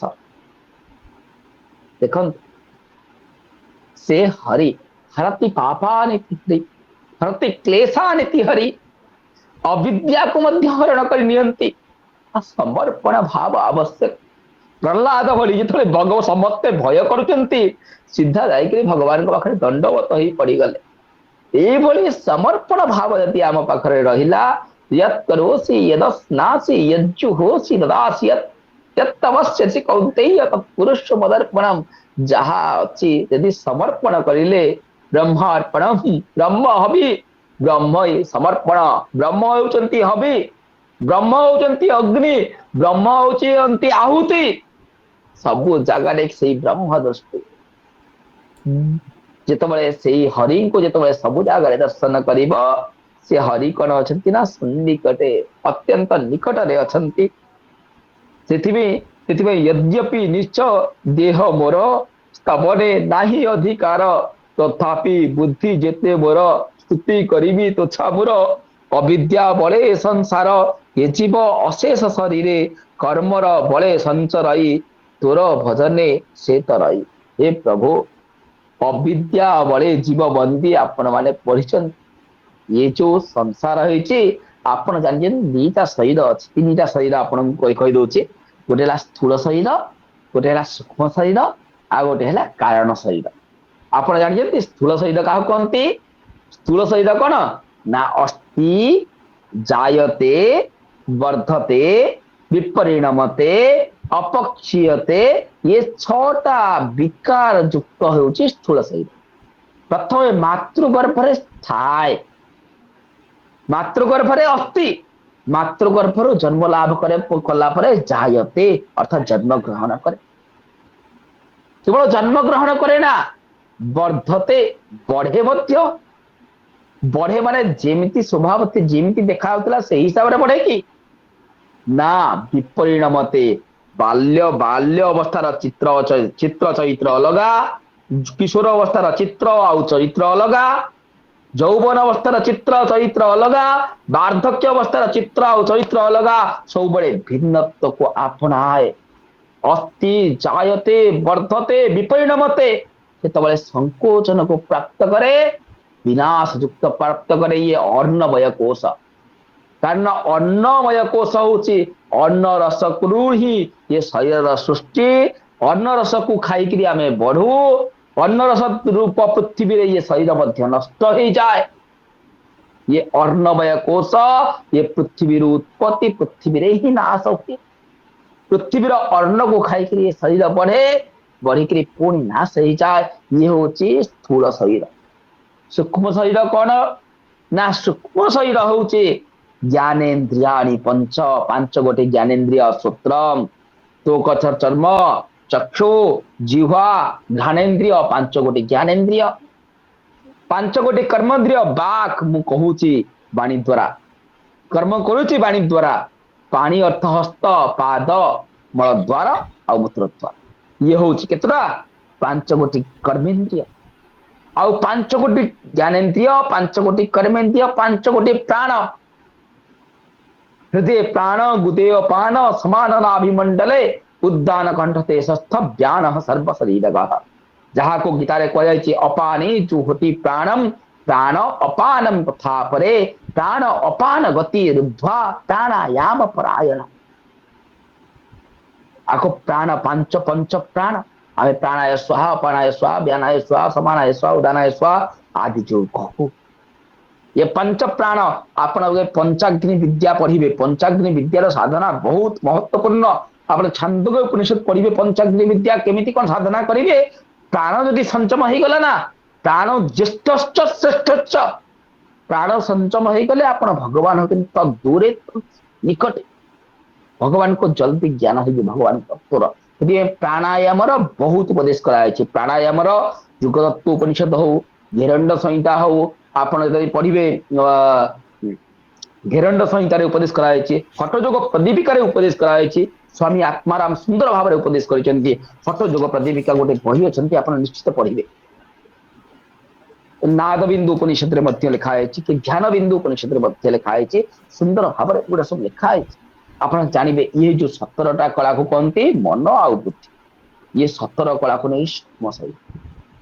कारण शरीर कौन ना अनिर्वाच्य अनादि अविद्या रूपम, ये शरीर द्वयश्च कारणभूतम, ये अनादि अनिर्वाच्य, ये सत नुह असत नुह कि उभय नुह, समस्त पृथक कारणभूत स्वस्वरूप निजर स्वरूपर अज्ञान। शरीर द्वय, स्थूल शरीर कारण और सूक्ष्म शरीर कारण। ये कारण शरीर होउची, ये स्थूल शरीर कारण, सूक्ष्म शरीर कारण। देखंतु मु किछि जानिनी कहिकरी प्रहलाद केते गुह्य तत्व को आलोचना करूछंती। अविद्या अर्थ एठी कारण शरीर विषय को कहउछंती व्याख्यान। आपण देखिए अविद्या अर्थ एठी कोन कारण शरीर, स्थूल शरीर जे कारण आ सूक्ष्म शरीर जे कारण, से कारण शरीर विषय का व्याख्यान अछंती जी। कहले अविद्या बड़े ए संसार, से कारण शरीर अभिमानी आत्मा, कारण स्थूल शरीर अभिमानी आत्मा को कहती कौन, जाग्रत अवस्थार अभिमानी आत्मा को कहती विश्व, स्वप्न अवस्था अभिमानी आत्मा को कहती तैयस, आउ सुसुप्त शरीर अभिमानी आत्मा को कहती प्रज्ञा। विश्वर विराट सहित अर्थात भगवान विष्णु को सहित, आउ तैजसर ब्रह्मा सहित, आउ प्राज्ञर ईश्वर सहित समन्वय करेंगे। आगु को ये आप भागवत पढ़ुं जो भिन्न भिन्न ग्रंथ पढ़े तार समन्वय आपण पाखे आसो। देखो केते गुह्य तत्व को रचना करते। अविद्या बड़े ए संसार ये जीव अशेष शरीर, एक शरीर नुह अनंत कोटि जन्मर जो शरीर रे आपण भल मंद कर्म कर आसक्ति जो अच्छी, ये जन्म केमिति कौन जीव आपण जेते जानिले मध्य मो आत्मा रहुची पुत्र प्रति मोह रहिबो पत्नी प्रति मोह रहिबो संसार प्रति मोह रहिबो ଏହା धीरे धीरे जीव केमिति जीव ना नित्य श्रवण करबा द्वारा तत्कथनम तत्चिंतनम अनन्यम तत्प्रबोधनम एतद एक परत्वम च ब्रह्माभ्यास विदुर्बुधा। तो श्याम सुंदर गुरुजी अछंती मंगलवार दिन पाठ करजंती रामचरितमानस राम कथा कौन राम कथा कली कामद गाई सुजन सजीवन मोरी सुहाई बुद्धि विश्राम सकल जन रंजनी राम कथा कली कल सभी वंजनी तेरा परमारथ बन जाए। परमार्थ तो लिखी तुलसीदास को जानी ना लिखी तेरा परमारथ बन जाए मेरा परमारथ बन जाए श्री नारद कर जथा जय जय राम कथा जमिति रमंती जोगिनो यस्मिन् निरंतरे चिदात्मनीति राम से राम कथा समर्पणात्मक यदि कर्म करिब भगवान को दर्शन हब। ये प्रहलाद प्रत्येक स्तुति समर्पण ये जो स्तुति अपना पढ़िबे 12 रु लेकर शेष पर्यंत समर्पण त्याग त्यागो ही पुरुषो व्याघ्र त्याग ही पुरुष त्याग रूपक यदि संसार को आम अनुभव करिबा ताहले पर ब्रह्म परमात्मा होचंती सन्निकट। तेणु तो कोप तू संहरो हे प्रभु ये जो काम क्रोध काम ये सब क्रोध ये सब रजोगुण समद्भव हे प्रभु आपण तो तुरीयातीत आपण सत्व रज तम 3 गुणर अतीत हे प्रभु तू नाथ जगत ईश्वर आपण होइचंती ये जगतर ईश्वर आपण मायापति मायार अधिपति आपण ही जगतर सृष्टिकर्ता कर्ता स्थिति कर्ता और पालन कर्ता तू ये असुर हत कलु संसार भय निवारिलु आनंद साधुंकर मने सर्प वृश्चिक नाश जेन्हे लोक आनंदे स्थिर मने भजिले तोहर प्रसन्ने एबे तू एबे ए भयंकर रूप भय रूप हर लोकंक भय को संहर हे प्रभु आपण ये जो लोक जो भय करचंती से भय को हरण करंतु प्रभु ये भय को हरण करंतु सुन हे प्रभु चक्रधर ए रूप महाभयंकर जिह्वा निश्चंचल सौदामिनी देखो जिह्वा चंचल सौदामिनी अर्थ ये गोटे सुंदर भाव अच्छी सौदामिनी अर्थ कौन बिजुली आप जिह्वार अवलोकन होती लगुच बिजुली मारे मानुची कि आदित्य प्राय नेत्र बेनी आप जो 2टा नेत्र सूर्य को जमी आम चाहपारूना आपण नेत्र को आम चाहपारूनु भ्रुकुटी कुटिल प्रचंड द्रष्टा कराल प्रातिचुंड असुर हृदय रुधिर तो अंत्र पुष्पमाल उरे केसर दिशे सोनी वर्ण रुधिरे रंग बेनी कर्ण तुम्भर घोर नाद शुणी प्रलय वज्र प्राय मणि ऐरावत आदि नागे पलाई गले अष्ट दिगे परि विदारी नख कांति असुर रुधिर पिबंती एमंत रूप तोर चाही भुनाथ मोर भय नाही। हे प्रभु आपणकर ये रूप को देखी सिना से माने डरी गले मु कहा को भय करी मु तो सही निर्भय शरण रे आसीची जे मते पहाड़ उपर रक्षा करथिले जलरू मध्य रक्षा करथिले आउ मते अग्नि मध्य रक्षा करथिले मु तो पंचतत्वर परीक्षा देकरी आसीची मु भय कहा को करी मोर भय करिवार नाही ये जम कुबेर इंद्र आदि भय करंती भयादस्याग्निस्तपते भयात्तपति सूर्या मो भय कहा को करी यस्मिन् सर्वाणि भूतानि आत्मैवा बुद्धिजानतः तत्र को मोहकः शोक एकत्वम् अनुपश्यतः यस्मिन् सर्वाणि भूतानि तत्तो न विजुगुप्सते सुंदर भाव यस्मिन् सर्वाणि भूतानि आत्मन्नेव अनुपश्यते सर्वभूतेषु चात्मानं ततो न विजुगुप्सते विजुगुप्सा कोठु करिवि भय कोठु आसीबो मोर भय नहीं ऐरावत आदि पलई गले आपनकर भयंकर रूप को धरी मु तो आपण को स्मरण करिछि हे प्रभु आपण ही रक्षा करंतु मोर भय नहीं आपण प्रति मु आपण को जानी मात्र जो संसार भय करुच्ची आपणकर ये भीषण रूप को देखी हे प्रभु आपण से भीषण रूप को शांत कर। तु नाथ शरण वत्सल अभय आत्मा आदि मूल हे नाथ आपण शरण को जी जाए आप समस्त को रक्षा करती एते लोक स्तुति कले आपण को रक्षा कर पारु नाहंती। आपण तो अव्यय अव्यय अर्थ जार व्यय नहीं जेते देले मध्य सी केवे सरंतिनी आत्मा स्वरूप अछंती आत्मा सत्यस्त व्यतिरिक्त सर्व अनित्यम अयम एव नित्य नित्य वस्तु एक आपण कहउचंती नित्य वस्तु तोर संसार चक्रे पड़ी आत्मार निज पथ हुड़ी से माया चक्रे मोते घेनी काले भ्रमाए नाना जोनी शोकर्मय बद्ध मो जीवन एणु हरई निज ज्ञान एबे तोहर पाद मूले शरण पशिली निश्चल हे प्रभु ये मायार वशवर्ती संपूर्ण जगत तन्माया वशवर्ती विश्व अखिलम ब्रह्मादि देवासुरा जहार मायार वशवर्ती संपूर्ण अखिल ब्रह्मांड जहार मायार वशवर्ती से प्रभु मु आपण शरण रे पशिली तोते न भजी नारायण शुण जीवन जीवन गति शुण तोते न भजी नारायण मोर जीवन गति शुण ए घोर संसार सागरे जन्म मरण अभ्यंतरे संजोग विजोग अज्ञानम शोक नले दे दे दहे मन ये देहे सर्व दुख व्याधि तोहर चरण औषधि से पाद छाड़ी मुहि दूरे भ्रमई घोर अंधकारे एबे एमंत आज्ञा कर जेमिति सेवी विपय हे प्रभु जेमिति मु आपणक पद सेवा करिबी जेमिति आपणको जानिबी आउ एतिकी मु चाहूची हे प्रभु आपणकर आपणक कृपा बिना आपणक करुणा बिना सब असंभव ये जन्म मरण चक्र रे कारण पुनरपि जन्मम पुनरपि मरणम पुनरपि जननी जठदे शयनम पुनरपि जननम पुनरपि मरणम पुनरपि जननी जठदे शयनम यह संसारे खलु दुस्तारे कृपया पारे पाहि मुरारे भज गोविंदम गोविंदम भज मूढ़मते तप्ते सन्निहिते मरणे नहीं नहीं रक्षते दुःख्य करणे काल न जानई बाळुत जुपा चीबु बोली मने करिछु अबा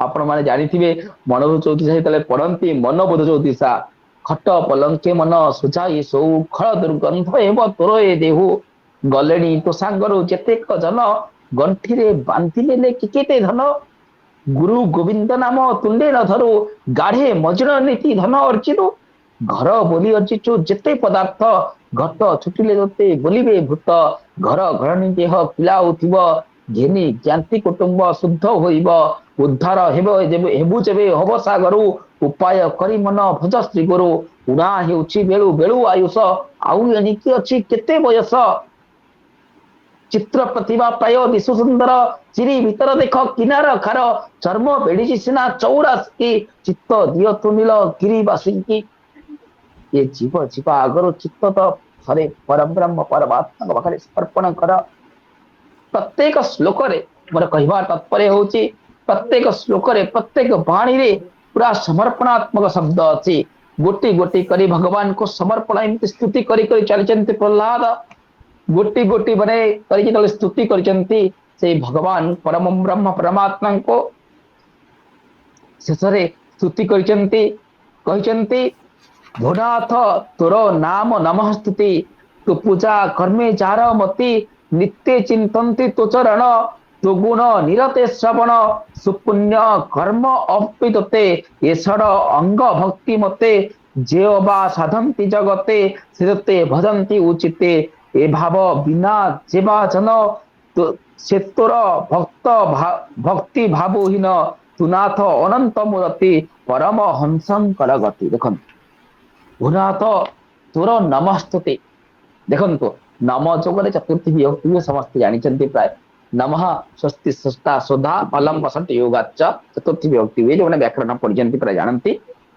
जो आप पढ़े जानीपर सब ये जो नमः को उच्चारण कर जो स्तुति करती जो मैंने पूजा करती अंचु पूजायाम जो मैंने पूजा करती उपासना करती सेवा करती जिते कर्म करती द्रव्य यज्ञ तपो यज्ञ जोग यज्ञ तथा परे स्वाध्याय ज्ञान यज्ञश्च यतयः संचिता व्रता जिते कर्म मध्य करती कह जाइए ही ज्ञानम अभ्यासात जिते कर्म करती जिते अभ्यास करती नित्य श्रवण मनन निधिध्यासन करती से श्रेष्ठकर ज्ञान हूँ श्रेष्ठकर अभ्यास ठारू ज्ञान श्रेष्ठकर ज्ञानाद ध्यानम यदि ज्ञानाग्नि सर्वकर्माणि भस्मसात् कुरुतेर्जुन ज्ञान ठारू ध्यान केमिति कोन श्रेष्ठ हैला ना जहाँ को जो ज्ञान को अनुभव कल से ज्ञान रे प्रतिष्ठित हवा पाई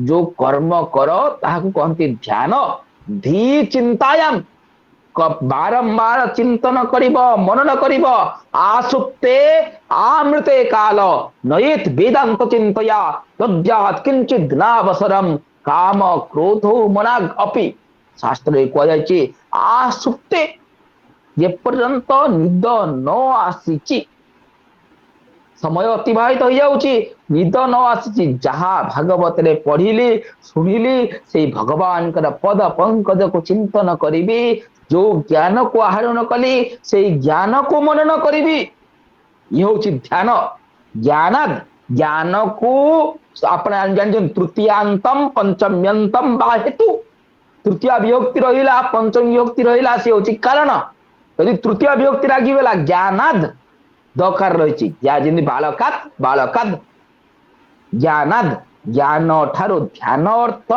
धी चिंतायाम ध्यान युक्त ही कर्म करिबा जहा कर्म करिबा समर्पणात्मक कर्म करिबा ब्रह्मार्पणम ब्रह्म हवि वा पत्रम पुष्पम फलम तोयम यो मे भक्त्या प्रयच्छति तदाहं भक्ति प्रहृता अस्नामि प्रयतात्मनः समर्पणात्मक कर्म करिबा शेष स्तुति को मु जाउची शेष स्तुति कोन कहउचंती तोर पूजा कर्म ज्ञानात् ध्यानम विशिष्यते ध्यानात् ध्यान द्वारा कौन कर्म फल त्याग कर्म करिब निष्काम कर्म ही श्रेष्ठ ध्यानात् कर्म फल त्याग आउ से त्याग जति हे गला सेति कह जाय भागवत रे अकर्मे वासुदेव प्रीति अकर्मे अर्थ निष्काम कर्म द्वारा भगवान संतुष्ट हुंती कर्म करिले क्षय जानती अर्थ सकाम कर्म द्वारा परम ब्रह्म प्राप्ति हुए ना कामनार प्राप्ति हुए से कहले पूजा कर्मे तो पूजा कर्मे जार मती जो माने वास्तविक निष्काम कर्म करती तत्कर्मयन बंधाय से कर्म करती जहा जो कर्म बंधन कारण नुह को कर्म बंधन कारण कर्म ना बध्यते जंतुर विद्या च विमुच्यते तस्मात् कर्म न कुर्वन्ति यतयः पारदर्शिनः जो माने जति अर्थात चेष्टा करती भगवान को पाइबा को यत्न करती भगवान को जानिबा को से माने कौन करती ना बारंबार परम ब्रह्म परमात्मा चिंतन करती नित्य चिंतन्ति तो चरण हे प्रभु तो चरण को नित्य चिंतन करती तो गुण निरते श्रवण करती कारण आपण माने जानिचंती श्रवणायापि बहुबीर यो न लभ्य आपण ये जो शुणुचंती भगवान का कथा श्रद्धा आसबनी के भगवान का कथा को सुंदर गीत हो आप श्रवण करेंगे किए श्रवण करती ना जी भगवान का भक्त से भगवान का कथा श्रवण करती जमराज नचिकेता कहते कठोपनिषद रे श्रवणायापि बहुबीर यौन लभ्य आपण देखंतु बहुत अनेक जन्मर पुण्य फल संचित हेले हरि कथा श्रवण करने को आपण सौभाग्य प्राप्त करते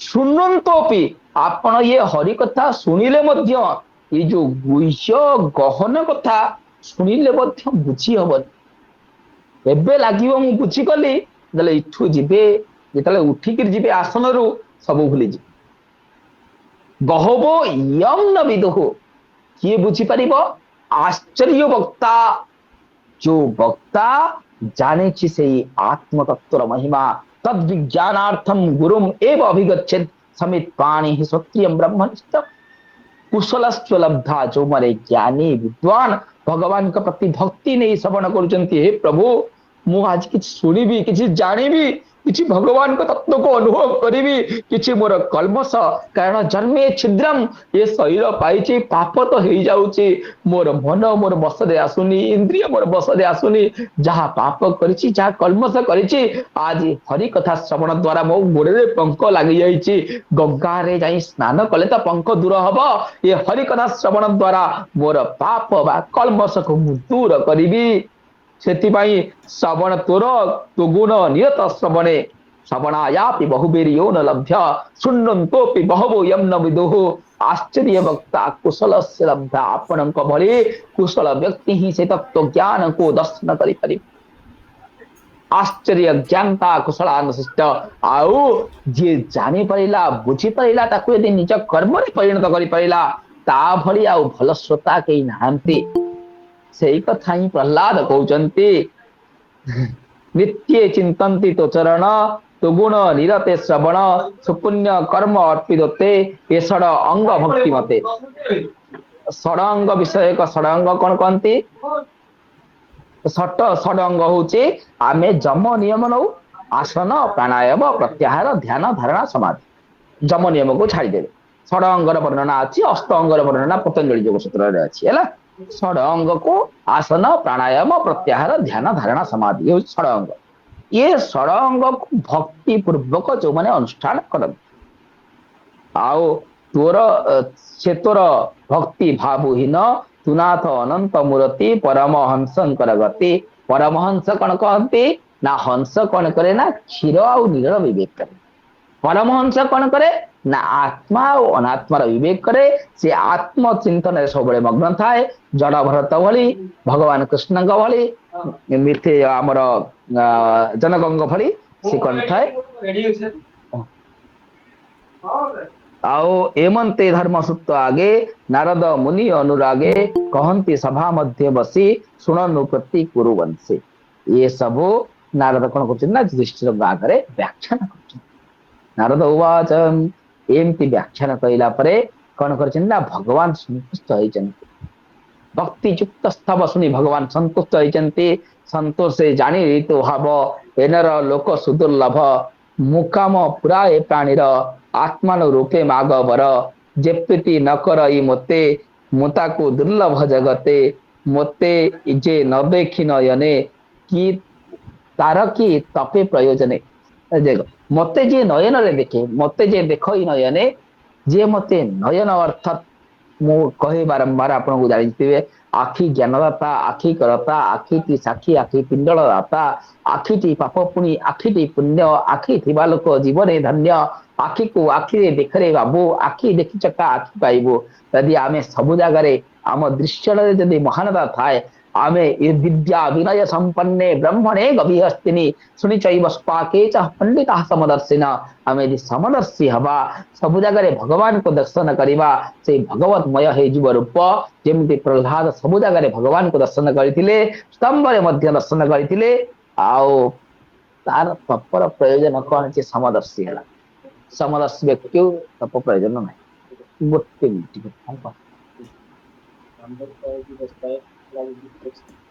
मात्र प्रहलाद कौन कहना वर मागुना कारण निष्काम कर्म जानते किछि वर मागुना एमंते वर लोभ कही मने मने मन मोहिले लिखा है आउ गोटे जगह लिखा है मन बिड़िले भावग्राही एकांत भक्ति हृदय जार वर न कला अंगीकार एमंत महिमा जार देव मानवे अगोचर से प्रहलाद पाद गते नमई विप्र जगन्नाथ जे हा आरते सुनंती पढ़ंती अबा नीति नीति से सर्वे संकट उतरंती हरि पादरे लभि भक्ति सुन सुजने एहु रस हरिब दुर्गति अशेष आदि प्रहलाद कथा सुनिबा जेते दुर्गति अच्छी सब दुर्गतिर हरण हब जदि आपणकर कौनसी काम होउनी तार ये प्रहलाद स्थिति यदि आपण पाठ करिवे आपण देखिबे आपणकर सब जो कष्ट अच्छी सब खंडन हो जिवो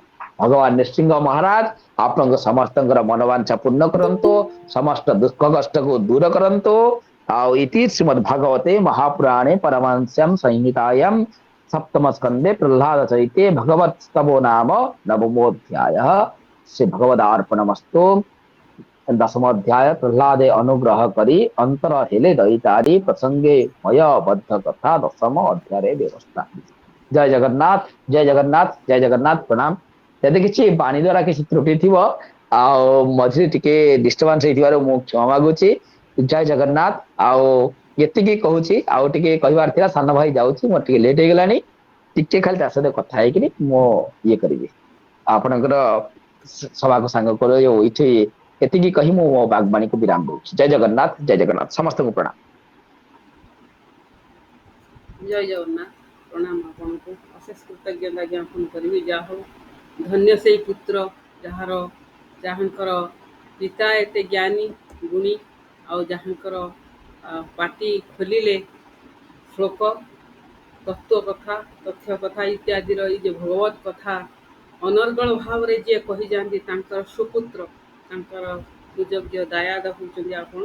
ଆଉ ଆପଣଙ୍କର ଏଇ ଯେଉଁ ଅଧ୍ୟାୟ ଭିତରେ ଯେତେକ ଆଲୋଚନା, ଆହୁରି ଅନେକ କିଛି ରହିଗଲା।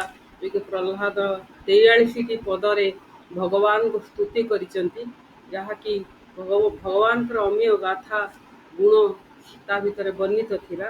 ତାକୁ ବି ଆମେ ଶୁଣିଥାନ୍ତୁ ଆପଣଙ୍କ ମୁଖରୁ। ଯାହା ବି ହଉ, ଯେତିକି ବି ଆଲୋଚନା ଆପଣ କରିଛନ୍ତି, ଅନେକ ତତ୍ଵ କଥା, ଆପଣ ବି ଅନେକ ବେଦ କଥା, ରାମାୟଣର କଥା, ଆଉ ଏ ଶ୍ରୀମଦ୍ ଭାଗବତ ମହାପୁରାଣର କଥା, ଭଗବାନଙ୍କର କଥା, ନୃସିଂହଙ୍କର କଥା, ଭକ୍ତ ଶ୍ରେଷ୍ଠ ଭକ୍ତ ପ୍ରିୟ ପ୍ରହ୍ଲାଦଙ୍କର କଥା, ଯିଏକି ସମର୍ପିତ ହୃଦୟରେ ଭଗବାନଙ୍କ ପାଖରେ ନିଜକୁ ସମ୍ପୂର୍ଣ୍ଣ ଭାବରେ ସମର୍ପି ଦେଇ ସ୍ତୁତି କରିଛନ୍ତି ଭଗବାନଙ୍କୁ। ଆଉ ସେଇ ସ୍ତୁତିରେ ଭଗବାନ ନୃସିଂହଦେବ ସନ୍ତୋଷ ହେଇଯାଇଛନ୍ତି।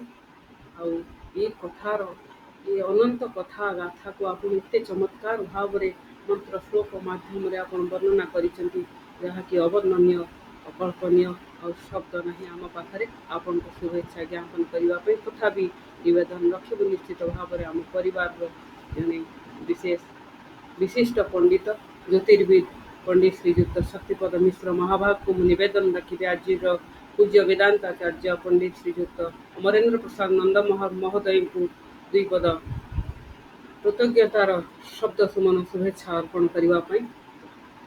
ସୁସ୍ୱାଗତ ପଣ୍ଡିତ ଶ୍ରୀଯୁକ୍ତ ଶକ୍ତିପଦ ମିଶ୍ର ମହାଭାଗ, ଆପଣ ଆଜିର ଏ କାର୍ଯ୍ୟକ୍ରମରେ ପୂଜ୍ୟ ବ୍ୟାସଙ୍କୁ ଦୁଇ ପଦ ଶୁଭେଚ୍ଛା ଅର୍ପଣ କରା। ସୁସ୍ୱାଗତ।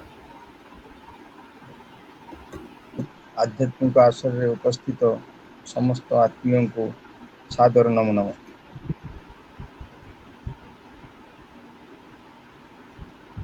ଓಂ ବ୍ରଜେ ବସନ୍तं ନବନୀତଚୌରଂ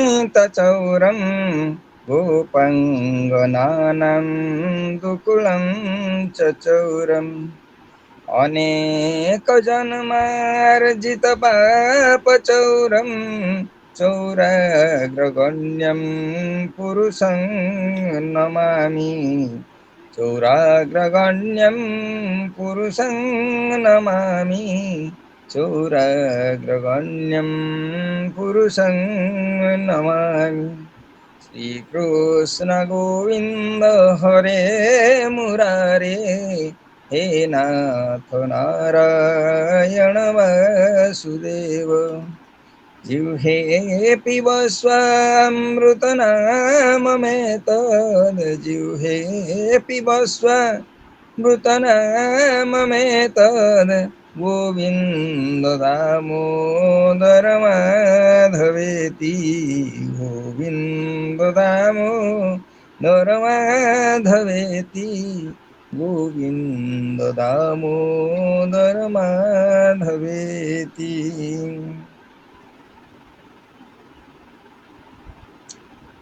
ଆଜିର ଏହି ସାନ୍ଧ୍ୟ ପରିବେଶରେ 157ତମ ଏହି ଆଧ୍ୟାତ୍ମିକ ଆଭାସୀ କାର୍ଯ୍ୟକ୍ରମରେ ସାହିତ୍ୟିକ କବିବନ୍ଧୁ ପରିବାରର ଆୟୋଜନରେ ଚାଲିଥିବା ପ୍ରବଚନ କାର୍ଯ୍ୟକ୍ରମରେ ଉପସ୍ଥିତ ଥିବା ସମସ୍ତ ଆଧ୍ୟାତ୍ମିକବାଦୀମାନଙ୍କୁ ଯଥାଶକ୍ତି ପ୍ରାଣଶକ୍ତିର ସଞ୍ଚାର ରୂପକ ରସ ପିଆଇବାକୁ ଇଚ୍ଛା କରିଥିବା ଆମର ଆଜିର ମୁଖ୍ୟ ପ୍ରବାଚକ ପଣ୍ଡିତ ଅମରେନ୍ଦ୍ର ପ୍ରସାଦ ନନ୍ଦ ବହୁ ସୁନ୍ଦର ଭାବରେ ଅବଶ୍ୟ ବର୍ଣ୍ଣନା କରି ଚାଲିଲେ ପ୍ରହ୍ଲାଦ ଏବଂ ନୃସିଂହଙ୍କର ଏ ଯେଉଁ କାହାଣୀ। ନୃସିଂହଙ୍କର ରୂପକୁ ମନକୁ ଆଣିବାକୁ ଚିନ୍ତା କଲେ ନିଶ୍ଚୟ ଭୟ ଲାଗେ। ସେ ଶବ୍ଦଟି କିନ୍ତୁ ଭୟଙ୍କର, ରୂପଟି ତେବେ କେଡ଼େ ଭୟଙ୍କର, ଯାହାକୁ ଧ୍ୟାନ ମାତ୍ରେ ଆଣିବା ପାଇଁ ଉଗ୍ରଂ ବୀରଂ ମହାବିଷ୍ଣୁଂ ଜ୍ୱଳନ୍ତଂ ସର୍ବତୋମୁଖଂ ନୃସିଂହଂ ଭୀଷଣଂ ଭଦ୍ରଂ ମୃତ୍ୟୁର୍ନମାମ୍ୟ। ଏଭଳି ଧ୍ୟାନ କରିଥିବା ବେଳେ ସେ ଭୟଙ୍କର ରୂପକୁ ମନେ ପକେଇଲେ ଅବଶ୍ୟ ପୂଜକମାନେ ପୂଜା କରି ଚାଲନ୍ତି। ମୁଁ ବି ବେଳେବେଳେ ଚିନ୍ତା କରେ ପୂଜକ ଆସନରେ ଥିବାବେଳେ ଯଦି ଧ୍ୟାନ ସମୟରେ ସେଇଭଳି ରୂପଟି ଆବିର୍ଭୂତ ହେଇଯାଏ ଆଗରେ, ତେବେ ପୂଜକଙ୍କର ଅବସ୍ଥାଟି କ'ଣ ହେଇଥାଇପାରେ।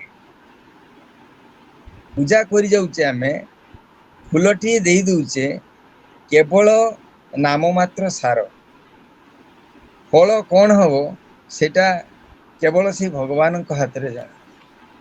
କିନ୍ତୁ ଧ୍ୟାନ କରିବାର ଉଦ୍ଦେଶ୍ୟ ହେଉଛି ଯେ ସେଇଭଳି ରୂପକୁ ମୁଁ ପୂଜା କରୁଛି, ଏଇଭଳି ଚିନ୍ତା କରି ସେଠି ପୂଜାର ଆସନରେ ପୂଜକ ସୁନ୍ଦର ଭାବରେ ପୂଜାରେ ମାତି ଯାଇଥାନ୍ତି। ସେଇଭଳି ଖାଲି ସେ ରୂପ ନୁହେଁ, ବିଭିନ୍ନ କ୍ଷେତ୍ରରେ ଦୁର୍ଗା ପୂଜା ସମୟରେ ଦୁର୍ଗାଙ୍କର 10ଟି ହାତ, ସାଧାରଣତଃ 3ଟି ହାତ ବା ଗୋଟିଏ ହାତରେ 5ଟା ଜାଗାରେ 6ଟା ଆଙ୍ଗୁଳି ହେଲା ବେଳକୁ ଆମକୁ ଭୟ ଲାଗୁଛି। ସଙ୍ଗେ ସଙ୍ଗେ କିଏ ହୁଏତ କହିବୁଛି ଯେ ଭୂତ ଛୁଆ ନା କ'ଣ। ଅଥଚ ଦୁର୍ଗାଙ୍କର 10ଟି ହାତ ବିଶିଷ୍ଟ ସେହି ଶରୀର ଯଦି ଆଗରେ ଆସି କେତେବେଳେ ପ୍ରତୀୟମାନ ହୁଅନ୍ତି, ତେବେ ଆଉ ଜୀବଜଗତ ବୋଧେ ଜ୍ଞାନ ସାରରେ ନଥାନ୍ତେ। କିନ୍ତୁ ତାର ତତ୍ତ୍ୱଟି ଅଲଗା। ସେଇ ତତ୍ତ୍ୱକୁ କେବଳ ମନେ ପକାଇବା ପାଇଁ 10ଟି ହାତ ବିଶିଷ୍ଟ ମୂର୍ତ୍ତିକୁ ପୂଜକ ପୂଜା କରୁଥାନ୍ତି, ସମସ୍ତେ ଦେଖୁଥାନ୍ତି ଏବଂ ଅନୁଭବ କରୁଥାନ୍ତି। 10ଟି ହାତର ଶକ୍ତି ଯାହା ପାଖରେ ଅଛି, ସେଇଭଳି ଦୁର୍ଗାଙ୍କୁ କେବଳ ପୂଜା କରାଏ। ଆଜିର ସମାଜରେ ଯେକୌଣସି ନାରୀ ସେଇ ଦୁର୍ଗାର ରୂପକୁ ନେଇପାରିଥାନ୍ତି। ଠିକ୍ ସେମିତି ନୃସିଂହଙ୍କର ଯେଉଁ ବର୍ଣ୍ଣନା, ସେ ବର୍ଣ୍ଣନା ଭିତରେ ଗୋଟେ ଜାଗାରେ ଜଣଙ୍କର ନୃସିଂହ ଫଟୋ ଗୋଟେ ଥାଏ। ପୂଜାରେ ମୁଁ ଥାଏ ସେଠି, ପୂଜା ସରିଲା ପରେ ସେ ଆଣି ନୃସିଂହ ଫଟୋଟିକୁ ମୋ ଆଗରେ ଥୋଇ ଦେଇ, ସାର୍ ଏ ଫଟୋଟିକୁ ଆପଣ ନେଇଯାଆନ୍ତୁ। କାହିଁକି ନା ବାପରେ ବାପ, ଏ ଫଟୋ ଘରେ ରଖନ୍ତି। ଯଦି ଘରେ ରଖନ୍ତିନି ତେବେ ସେ ପୂଜ୍ୟ କେମିତି ହେଲେ? ତେଣୁ ତାଙ୍କୁ ସେ କିଛି ସମୟ ବୁଝେଇଲି, ବୁଝେଇଲା ପରେ ବି ସେ ମାନିବାକୁ ନାରାଜ। ତାଙ୍କୁ କେହି ଜଣେ କହିଦେଇଛନ୍ତି ଯେ ନୃସିଂହ ଫଟୋ ଘରେ ରଖିଲେ ଅଶୁଭ ହୁଏ, ତେଣୁ ଏ ମୂର୍ତ୍ତି ରଖ ନାହିଁ। ଯାଇ ହଉ, ତେଣୁ ନୃସିଂହଙ୍କର ରୂପକୁ ଦେଖି ଯେତେବେଳେ ଦେବତାମାନେ ସମସ୍ତେ ବିହଳିତ ହେଇଗଲେଣି, ସେତେବେଳେ ଇଏ ସାମାନ୍ୟ ପ୍ରହ୍ଲାଦ, ଇଏ ବାଳକଟିଏ, ସିଏ କିପରି ଧୈର୍ଯ୍ୟର ସହିତ ତାଙ୍କୁ ପ୍ରାର୍ଥନା କରିବା ପାଇଁ ସାହସ ପାଇଲା, ଏଇ ହେଉଛି ଗୋଟେ ଆଶ୍ଚର୍ଯ୍ୟର କଥା। ତେଣୁ ଏକଇ ନର୍କରୁ ଉଦ୍ଧରିବା ପାଇଁ ପୁତ୍ର ମନାସନ୍ତି ଜନେ, ସେହି ପୁତ୍ର ଯେବେ କୁପୁତ୍ର ହୁଅଇ ସହସ୍ର ନର୍କକୁ ଟାଣେ। ବାସ୍ତବିକ ଆଜିର ପ୍ରବାଚକ ସିଏ ଜଣେ ଉତ୍ତମ ସନ୍ତାନ ଏବଂ ତାଙ୍କର ପୂର୍ବପୁରୁଷଙ୍କର ସିଏ ଜଣେ ସୁନ୍ଦର ଦାୟାଦ। ତେଣୁ ଏ ଶ୍ଳୋକଟି ମୋତେ କହିବାକୁ ଟିକେ ଭଲ ଲାଗିଲା ଏଇ ଉଦ୍ଦେଶ୍ୟରେ। ପୁଣି ପ୍ରହ୍ଲାଦ ମଧ୍ୟ ଠିକ୍ ସେଇଭଳି ଗୋଟେ ସୁପୁତ୍ର, ଯିଏକି ରାକ୍ଷସ ବଂଶ, ରାକ୍ଷସର ଔରସରୁ ଜନ୍ମ ହେଇଥିଲେ ମଧ୍ୟ ବାପାଙ୍କର ସୁକୃତକୁ ସିଏ ପ୍ରଚାର କରିବା ପାଇଁ କେବଳ ଜନ୍ମ ନେଇଥିଲେ ବୋଲି ଜଣାଯାଏ। ପୁତ୍ରର ସୁକର୍ମ, ସତ୍କର୍ମ ବଂଶ ପରମ୍ପରାକୁ ନର୍କରୁ ଉଦ୍ଧାର କରିଦିଏ। ଯାହା ହଉ, ନିଶ୍ଚିତତଃ ବର୍ଣ୍ଣନା ସବୁ ବହୁତ ସୁନ୍ଦର ହେଲା। ନୃସିଂହଙ୍କର ଯେତେବେଳେ ସ୍ତୁତି ପ୍ରହ୍ଲାଦ କରିଚାଲିଲେ, ତାପରେ ନୃସିଂହ କିନ୍ତୁ ଆଶୀର୍ବାଦ ଦେଲେ। କେମିତି ଆଶୀର୍ବାଦ ଦେଲେ ସେଇଟା ହୁଏତ ଟିକେ ରହିଗଲା ବୋଧେ। ଯାହା ହଉ, ସନ୍ତୋଷେ ଜାଣିଲି ତୋ ଭାବ ଏ ନର ଲୋକେ ସୁଦୁର୍ଲଭ। ନୃସିଂହଙ୍କର ବାଣୀ। ନୃସିଂହ ପ୍ରହ୍ଲାଦଙ୍କ ଉପରେ ସନ୍ତୁଷ୍ଟ ହୋଇ ଯେଉଁ ବାଣୀଟି ଏଠି ପ୍ରକାଶ କରିଛନ୍ତି ସେଟା ଟିକେ ଏଇଠି ହୁଏତ ଅଭାବରେ ରହିଯାଇଛି। ଯାହା ହଉ, ମୁଁ କାମ ପୁରାଏ ପ୍ରାଣୀର ଆତ୍ମାନ ରୂପେ ମାଗ ବର। ତେଣୁ ସେ ବର ମାଗିବାକୁ ଯେତେବେଳେ ସେ କହିଛନ୍ତି ଅତ୍ୟନ୍ତ ସନ୍ତୁଷ୍ଟ ହେଇ, ସେତେବେଳେ ଏ ନୃସିଂହର ବଚନରେ ଠିକ ଏତିକି ହିଁ ଏଇଠି ବୋଧେ ଟିକେ ରହିଗଲା ଯେ ଯେ ପ୍ରୀତି ନ କରଇ ମୋତେ ମୁଁ ତାକୁ ଦୁର୍ଲଭ ଜଗତେ। ବାସ୍ତବିକ ଆମେ ହନୁମାନଙ୍କୁ ପୂଜା କଲେ, ହନୁମାନଙ୍କର ଗୁଣକୁ ଆମେ ଯଦି ଧାରଣ କରିବା, ତାହେଲେ ହନୁମାନଙ୍କୁ ଆମେ ଦେବତା ରୂପେ ପୂଜା କରିପାରିବା। ଠିକ ସେମିତି ନୃସିଂହଙ୍କୁ ଯେତେବେଳେ ପୂଜା କରାହେଇଛି, ସେତେବେଳେ ନୃସିଂହଙ୍କର ରୂପ ଯାହା ବି ହଉନା କାହିଁକି, ତାଙ୍କ ଭିତରେ ଯେଉଁ ଆତ୍ମାର ସ୍ଥିତି, ପରମାତ୍ମାଙ୍କର ଯେଉଁ ଭାବ, ସେଇ ପରମାତ୍ମାର ଭାବକୁ ହିଁ କେବଳ ଚିନ୍ତନ କରାଯାଏ, ସେ ରୂପରେ କଣ ଯାଇ ଆସେ। ତେଣୁ ଜଗତରେ ଯେକୌଣସି ଜାଗାରେ ଯାହା ମୁଁ କରଇ, ଯାହା ମୁଁ କହଇ, ଯାହା ମୁଁ ଚିନ୍ତଇ ମନେ, ଜଗତର କର୍ତ୍ତା ପରମ ଈଶ୍ୱର ଜାଣୁଛନ୍ତି ପ୍ରତିକ୍ଷଣେ। ତେଣୁ ସେଇ ଆତ୍ମା ଯେଭଳି ପ୍ରତ୍ୟେକ ଜୀବଠାରେ ବିଦ୍ୟମାନ, ସେଇଭଳି ଏଇ ପରମାତ୍ମା ପ୍ରତ୍ୟେକ ଦେବ ଶରୀରରେ, ଏଇ ଦେବ ଶରୀର ମାଧ୍ୟମରେ ହିଁ ସେଇ ପରମାତ୍ମାଙ୍କର ଅନୁଭୂତି ଆସେ। ଦୁର୍ଗା ହୁଅନ୍ତୁ, ଲକ୍ଷ୍ମୀ ହୁଅନ୍ତୁ, ଗଣେଶ ହୁଅନ୍ତୁ, ଯେତେବେଳେ ଛାତ୍ରମାନେ ଗଣେଶଙ୍କୁ ପୂଜା କରନ୍ତି, ଗଣେଶଙ୍କୁ ପୂଜା କରୁ କରୁ ସେମାନେ ବି କିଛି ଆଶୀର୍ବାଦ ପାଆନ୍ତି। କିପରି ପାଆନ୍ତି ନା ଗଣେଶଙ୍କ ମାଧ୍ୟମରେ ହିଁ ପରମାତ୍ମାଙ୍କର କିଛି ଆଶୀର୍ବାଦ, ଗଣେଶଙ୍କ ରୂପରେ।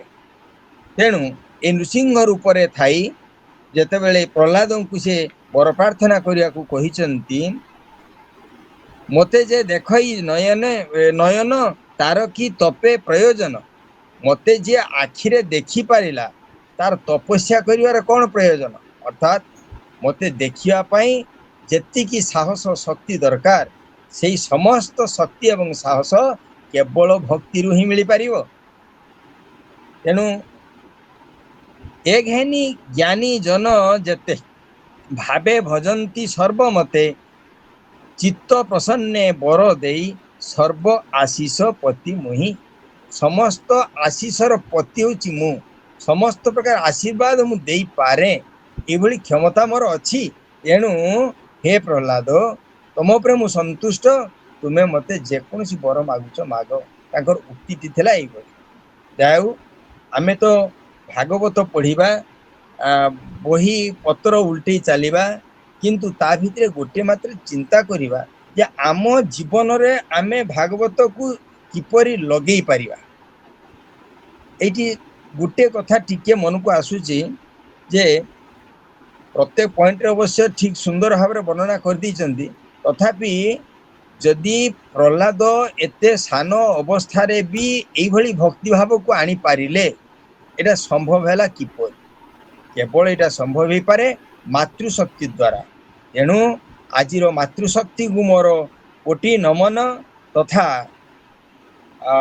ଏଇଟା ଗୋଟେ ମୋର ଅନୁରୋଧ, ପ୍ରତ୍ୟେକ ମାତୃଶକ୍ତି ପାଇଁ ମୋର ଗୋଟେ ଅନୁରୋଧ, ପରବର୍ତ୍ତୀ ପିଢ଼ି ପାଇଁ ସେମାନେ ସଜାଗ ହୁଅନ୍ତୁ।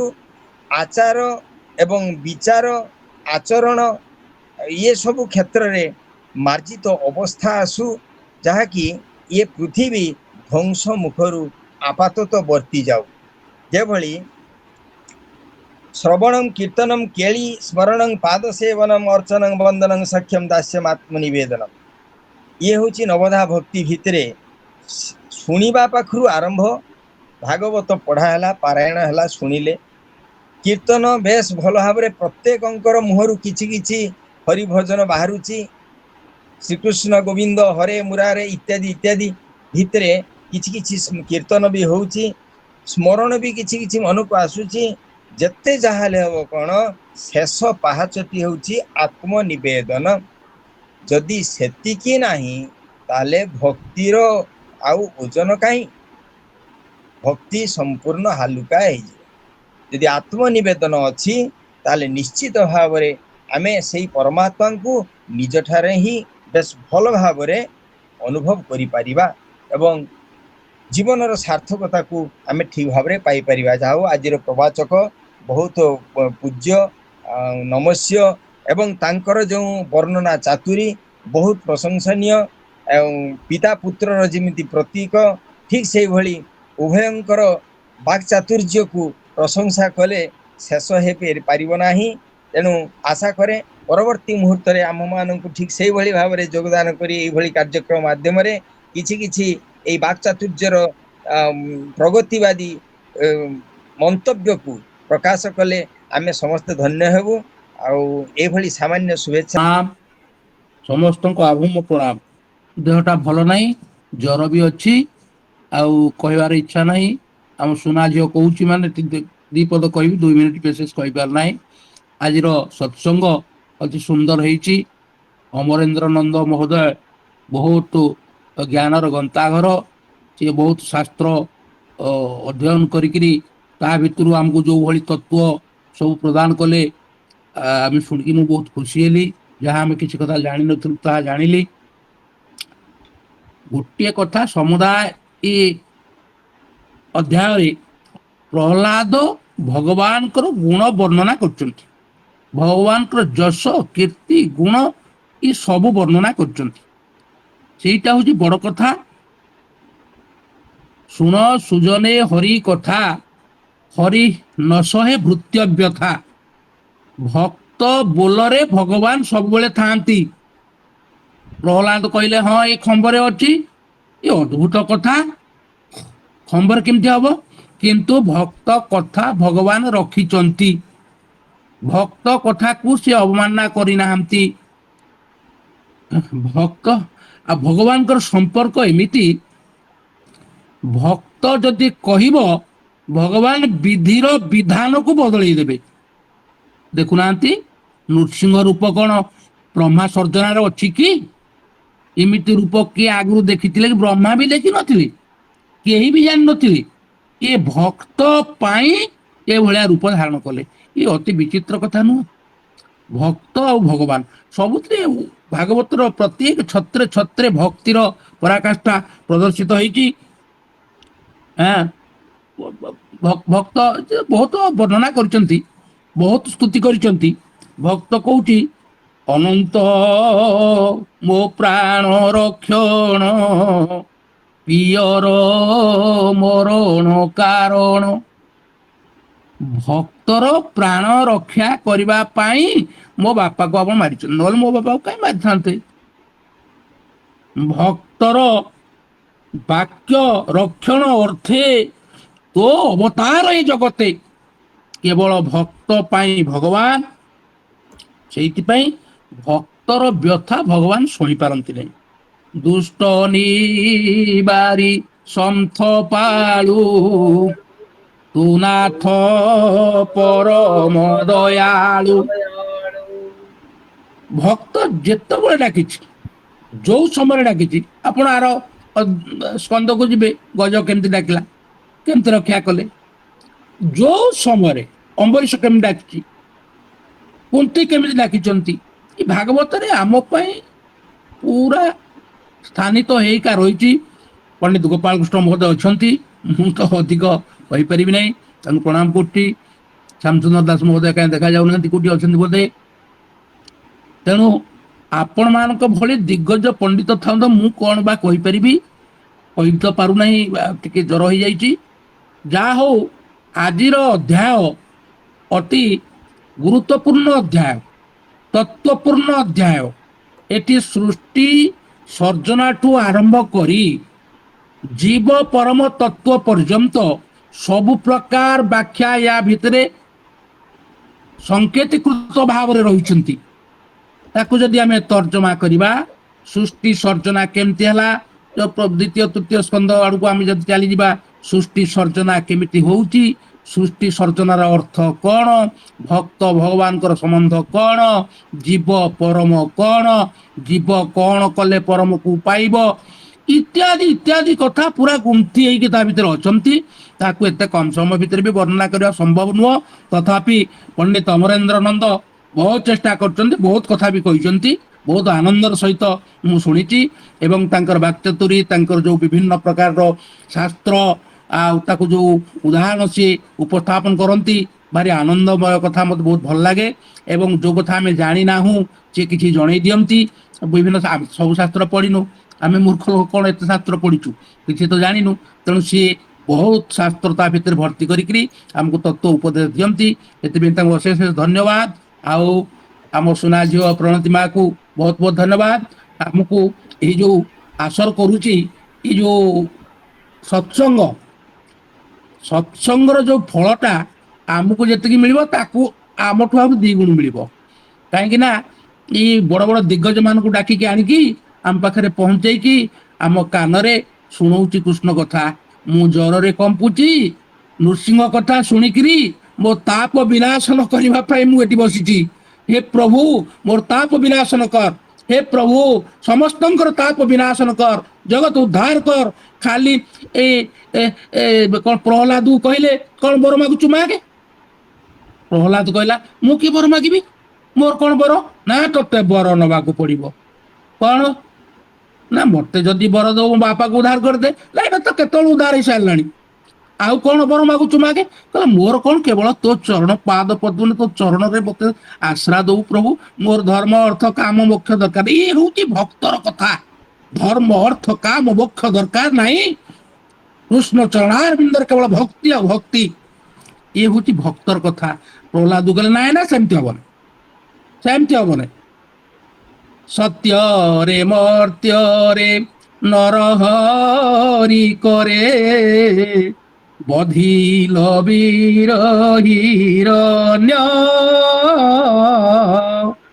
प्रहलादे इंद्र पदकु गोविंद बळे करिछ प्रदान प्रभु बळे करिछ प्रदान जय जगबंधु যদুকুল ইন্দু জয় জামলা ভঞ্জন জয় জামলা ভঞ্জন না না ମୁଁ ଦର୍ଶନ ଦେଇଛି ମାନେ ତୁ ସିନା କହୁଛୁ କିଛି ନବୁ ନାହିଁ ତୋ ଜୀବନ ଅନ୍ତ କାଳ ପର୍ଯ୍ୟନ୍ତ ତୁ ଇନ୍ଦ୍ର ସୁଖ ଭୋଗ କରିବୁ ୟା ପରେ ଅନ୍ୟ କଳ୍ପରେ ମୁଁ ତତେ ଇନ୍ଦ୍ର କରିବି ଇନ୍ଦ୍ର ମୋ କଥା ମାନିବାକୁ ତୁ ବାଧ୍ୟ କଲା ପ୍ରଭୁ ତୁ ଯଦି ତୋ ଇଚ୍ଛା ପ୍ରକାଶ କରୁଛୁ ଭୃତ୍ୟ ପ୍ରଭୁର ଆଜ୍ଞା ପାଳନ କରିବ ନା ଆଉ କାହା ଆଜ୍ଞା ପାଳନ କରିବ ଏଇ ଭକ୍ତ ଭଗବାନଙ୍କ ଭିତରେ ଯୋଉ ଅମୀୟ ଭାବ ଏଟାକୁ ଆଜି ଅମରେନ୍ଦ୍ର ନନ୍ଦ